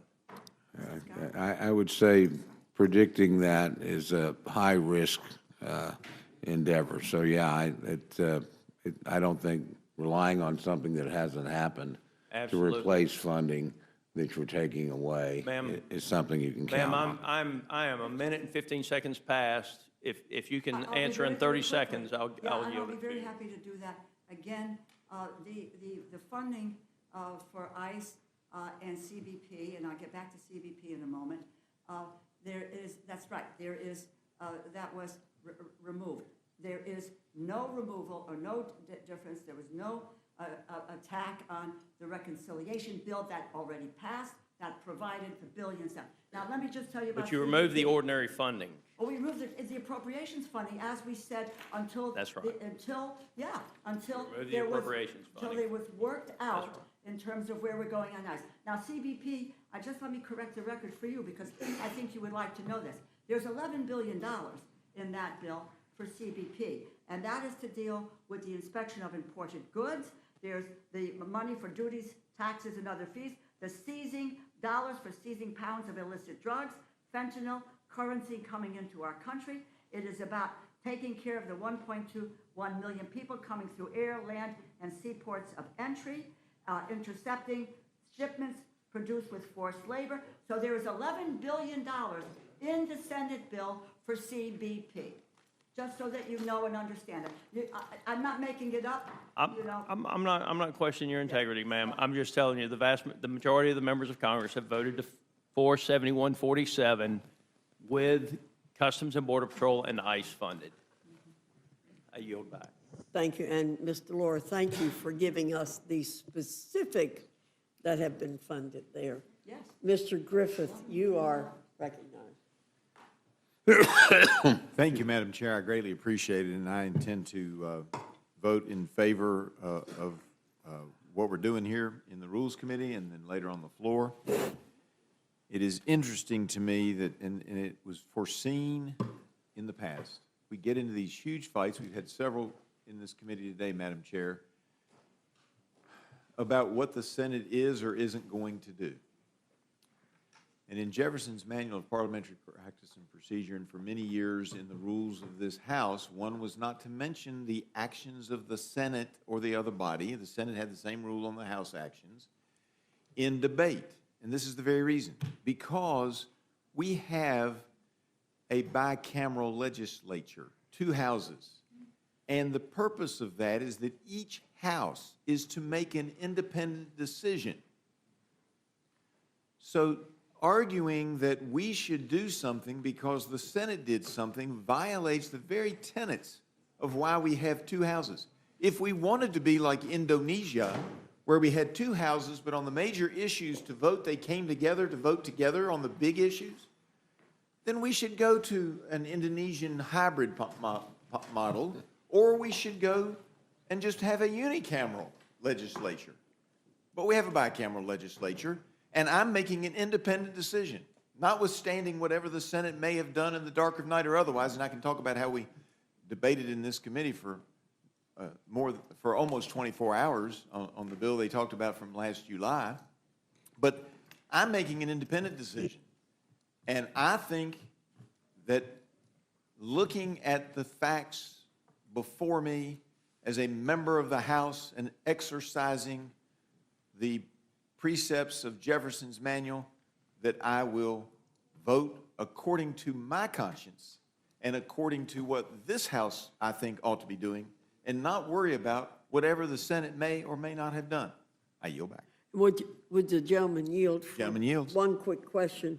So then you agree with Chairman Cole when he said, and I put an asterisk beside it, the House and Senate have an equal say in legislation. Absolutely. Absolutely an equal say, and we're supposed to look at it a little bit differently. We're not supposed to walk monolithically one with the other. We're supposed to have a different viewpoint, and tonight we have a different viewpoint. And you remember my mentioning to you the other day that the Senate is called the upper body only because they were on the second floor in New York. Yes, ma'am. And Madam Chairman, if I might, I would say that you at one point said something about, me being the historian. That was a fact I did not know. And so I was educated by the chairwoman in regard to the history of the so-called upper body. I always wondered how, because as the representatives closest to the people, I've always felt like we were the superior body. Amen. Agreed. That's one thing we all agree on. We all agree on that. Chairman Yule, would he be in favor of different viewpoints being represented in the rule, or is it just his view that can be brought to the floor and everybody else's is cut out? It's a question. I'm not sure, I don't understand it. and I don't think Mr. understand the Griffith question, but I understands didn't yield my time for Oh, a I question. thought you did. The No. question was whether or not that the rule will represent different viewpoints, or whether it will be only his viewpoint that will be represented in the rule. And I can answer, Madam Chair, even though I Correct. did not yield time to the gentleman to ask me a question, but I'm happy to answer the question nonetheless. And the answer is that the rule represents the will of the majority. If I'm in the majority today, then the rule will reflect my will. If I'm in the minority tomorrow, the rule will not reflect my will. So it's not about my will, it's about the principles of our democratic republic, which rely on majoritarian rule. And tonight, I believe, we're going to have the majority. Well, Madam Chair, if I could just, I mean, the gentleman claims he's a historian. If you look at the history of the United States House of Representatives, it hasn't always been my way or the highway. We have had situations where other people's viewpoints, even in the minority, have been allowed to have been debated and voted on. So, I mean, I don't believe this absolutism that you just outlined is what this It is is about. the tenet of our, I would say, Madam Chairman, that it is the tenet of our basic government that we have majoritarian rule. There are times when the majority determines that it is appropriate to do things where you let members have a minority report or they get their time on the floor, which is absolutely appropriate and fine. But it is a majority rule body, and that's the way we've been set up since the beginning of the nation. And that's why I stand on those principles, because it is what has led our country to be the greatest country on earth. I'm glad I didn't learn history from you. Thank you, Mr. Griffith. Mr. Jack, you're recognized. Thank you, Chairwoman. And Chairman Cole, I agree with you. It's obviously very political with what we're dealing, and I think that Leader Schumer is very afraid of his base, and that's why we continue to find ourselves in the positions that we do. But just in closing this out, I would ask you, you know, some members of this committee tried to frame this vote or frame a vote on the ordering the previous question. I would welcome for you framing for the audience and the thousands of people watching online. What is the vote this afternoon, this evening, when we take the vote? And if you're voting against this continuing resolution, what are you voting against? Well, if you're voting against the continuing resolution, you're voting to shut down the government or these agencies that are affected by this continuing resolution. A number of agencies have already been fully funded and not contested here, but specifically the Department of Homeland Security. If you vote against this, you're voting not to fund it. You're voting to shut it down. I think that's very unwise. You can have complaints, you can have differences, but we all know 95% of what this agency does is non-controversial, is nonpartisan, is protecting American citizens. And it's almost, you know, in an agency this large, is everybody an angel? Probably not, but are almost everybody really dedicated patriots who make a great sacrifice for this country and put themselves at risk for this country? Absolutely so. And if we have a bad actor, we make a mistake, we do an investigation, we make a correction, we don't shut down a whole agency. And we certainly don't shut it down at the height of international danger, where we're involved in military activity overseas against a known sponsor, the largest sponsor of state terrorism in 50 years. And we know there are people that come into this country. Ms. Houchin gave a long list of people where, you know, Americans had been damaged by the policies pursued by the last administration and let a lot of people in here. And without adequate vetting and screening, and then gets in the way of trying to apprehend those people and get them out of the country. So, again, I don't doubt anybody's sincerity in this debate, whatever their position is, but it is the point, and several of you have made it. Look, a majority of both chambers have voted repeatedly to fund the government.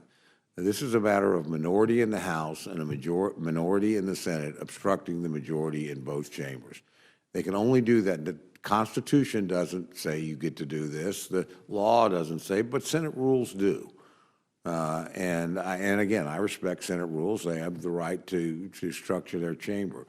But I will say, to solve your problem and dump it over here in the middle of the night, you know, is a strange procedure, and then leave town before anybody can react to it. It's not something I would be proud of if I were a United States Senator. I don't think it's the right way to operate, whether you're Republican or Democrat. And I think it was a deliberate act to exclude this chamber from its constitutional prerogatives and authority, and inappropriately done. But, you know, others would see it differently, and that's fair enough. And I think it's fair to say, too, right, this is a temporary extension, 60-day CR. A vote against this is also a vote against talks. It's a vote I think against it's like an negotiation. 8-week CR, but. Eight-week CR. Yeah. But it's a vote against talks and negotiation and deliberation, is it not? Yeah, I think that is true. You know, I would have hoped we would take another extension. It's not often, we quite often have 3, 4, 5-day extensions if something is worked through. We should stay and work this through. And both chambers should do that, in my opinion, although, again, we've done our job. When you've passed it and sent it over there repeatedly, and then you wait for what comes back. And nothing came back quite a few times, and now this has come back, and the other body sent it back without even the patience to wait and see how this body would react to it, how it would regard it. That's wrong. That's no way to govern. And I think I think both parties on the other side were equally guilty of this because they both had to cooperate to make it happen. Madam Chair, I yield back. Madam Chair, can I just make a quick comment about correcting the record? I wish Ms. Houchin were here. This is very simple. I've been here for a long time, and I've been here through shutdowns. And I think Ms. Houchin said that we don't, do something like carving out a particular function, et cetera, during this time. I can very readily recall in a shutdown where we found that there were, unless we had our food inspectors going into our meat and poultry plants every day, that we couldn't produce food. Therefore, they were carved out. The same was true of the air traffic controllers, so forth. The same has been true with the military, and the same has been true when the Coast Guard, which is part of DHS, when we felt that they were being harmed, that they would necessarily be organized with defense so that they could be paid. So this is not something that is brand new. And I think it's just important for the history of the institution to understand that. But I think what you've just described is people being opted in, not people being opted out. So thank you very much, Ms. DeLauro, and thank you, Mr. Jack. Is there anyone else seeking to testify on the Senate amendment to H.R. 7147? Seeing none, this closes the hearing portion of our meeting, and I thank our two witnesses for being here. Madam Chair? So I just heard Mr. Jack say that we're voting tonight. Is that accurate? I was about to make an announcement, Mr. Okay. In the McGovern. middle of the night? If or when you are we would, gonna vote? well, Dead of night. the whip has of night. just announced that we could have votes as early as 8 p.m., but please stay tuned to additional updates. So it could be the middle of the night. And when would we be on the floor? 'Cause I want to be ready. Well, can we proceed, and then we'll get there quicker? Okay, If you allow let's us to boogie. proceed. Okay. Let's go. The chair will be in receipt of a motion from the gentlewoman from Minnesota, Mrs. Fishbach. Thank you, Madam Chair. The rule provides that the House shall be considered to have Well, taken I'll from take the my stuff Speaker's out of the table way. H.R. 7147 with the Senate amendment thereto, and to have concurred in the Senate amendment with an amendment consisting of the text of the Rules Committee print 119-21. Thank you very much, Mrs. Fishbach. You have now heard the motion. Is there any discussion or amendment to the rule? So just a clarification, so if I'm reading this rule correctly, when we pass the rule, this will be deemed passed? No, there's a debate on the rule, but no debate on this thing? correct. All right, talk about, procedures. But anyway, I don't want to get into that because anything the House Republicans do is just perfect and is above reproach. I mean, give me a break. I mean, this is. Okay, Mr. McGovern. Okay, I have an amendment. I move the. Mr. McGovern, since we seem to have selective memory, let me remind you that during the 117th Congress, House Democrats deemed 29 items total, including 2 budget resolutions. We understand that this is a tool of the majority that should be used only when necessary. We've had extensive time to debate our differences on funding for the Department of Homeland Security. Pardon me. It's time we stop holding the over 100,000 DHS workers' paychecks hostage. Let's expeditiously pass this continuing resolution so our homeland defenders can get immediately paid, and Congress has more time to come to an acceptable agreement that will not jeopardize keeping our borders secure and our nation safe. I appreciate that, Madam Chair, but I have a little whiplash. I think I need a neck brace from listening to you guys who are complaining about the fact that the Senate didn't have a record vote on final passage of what they sent to us, and we're going to vote on a rule to deem something passed and not have a record vote on the final passage of this continuing resolution. But anyway, you're in charge. You can do whatever the hell you want to do. And I have an amendment to the rule. I move the committee strike all after concurred in the Senate amendment so that the rule hereby concurs in the Senate amendment without an amendment and sends the bipartisan Senate bill to the President's desk. Madam Chair, this morning the Senate unanimously passed compromise legislation that would fund all the law-abiding agencies under the Department of Homeland Security. Not a single senator objected. Not a single Republican senator objected. There were Republican senators on the floor. The Senate is controlled by Republicans. This could not have been voted on without the Senate Majority Leader paving the way for it to be voted on. And he's a Republican. This bipartisan solution would make sure that TSA employees are paid, FEMA employees are paid, CISA employees are paid, and our Coast Guard is paid. And if Speaker Johnson would just put the damn bill on the floor of the House for an up or down vote, we all know it would pass.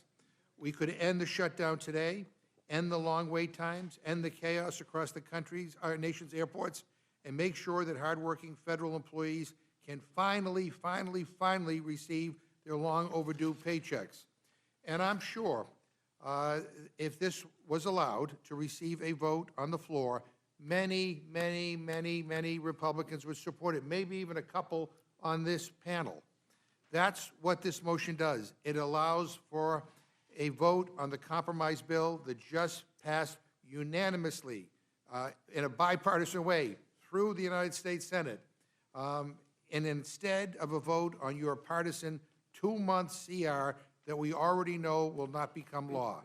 And it is crazy to me that any so-called reasonable or moderate Republican, if there were any left, would go along with this extremist plan by Speaker Johnson that would keep all of DHS shut down, including TSA and FEMA. We know this is a 2-month CR. This 2-month CR is a stunt. It is a non-starter. It will not become law. And look, I know some of my Republican colleagues want to stop the games and stop the endless partisan politics and just pay these federal workers. And I know that because many of you have told me that in private. Earlier this week, when I offered a motion specifically on paying TSA agents, Congressman Langworthy and Congresswoman Houchin voted with Democrats to do that. But the rest of the Republicans on the other side of the aisle blocked that bill from even getting a vote on the House floor. Now is the time to stand up against far-right extremism and take the deal. You know, let's have a vote on the Senate bill. Let's actually do something to help people rather than to screw them over. And so I urge a yes vote on my motion, and I yield back my time. Is there further discussion or debate on Mr. McGovern's motion? Hearing none.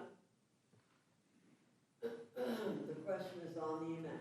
All those in favor signify by saying aye. Aye. All those opposed say no. No. In the opinion of the chair, the noes have it. The amendment's not agreed to. That sounded close. I'd like a roll call, please. Mr. McGovern requests a roll call vote. The clerk will call the roll. Mrs. Fishbach. Mrs. Fishbach votes no. Mr. Norman. Mr. Roy. Mrs. Houchin. Oh, Mr. Roy, no. Mrs. Houchin. Mrs. Houchin, no. Mr. Langworthy. Mr. Langworthy, no. Mr. Scott. No. Mr. Scott, no. Mr. Griffith. No. Mr. Griffith, no. Mr. Jack. No. Mr. Jack, no. Mr. McGovern. Aye. Mr. McGovern, aye. Ms. Scanlon. Aye. Ms. Scanlon, aye. Mr. Neguse.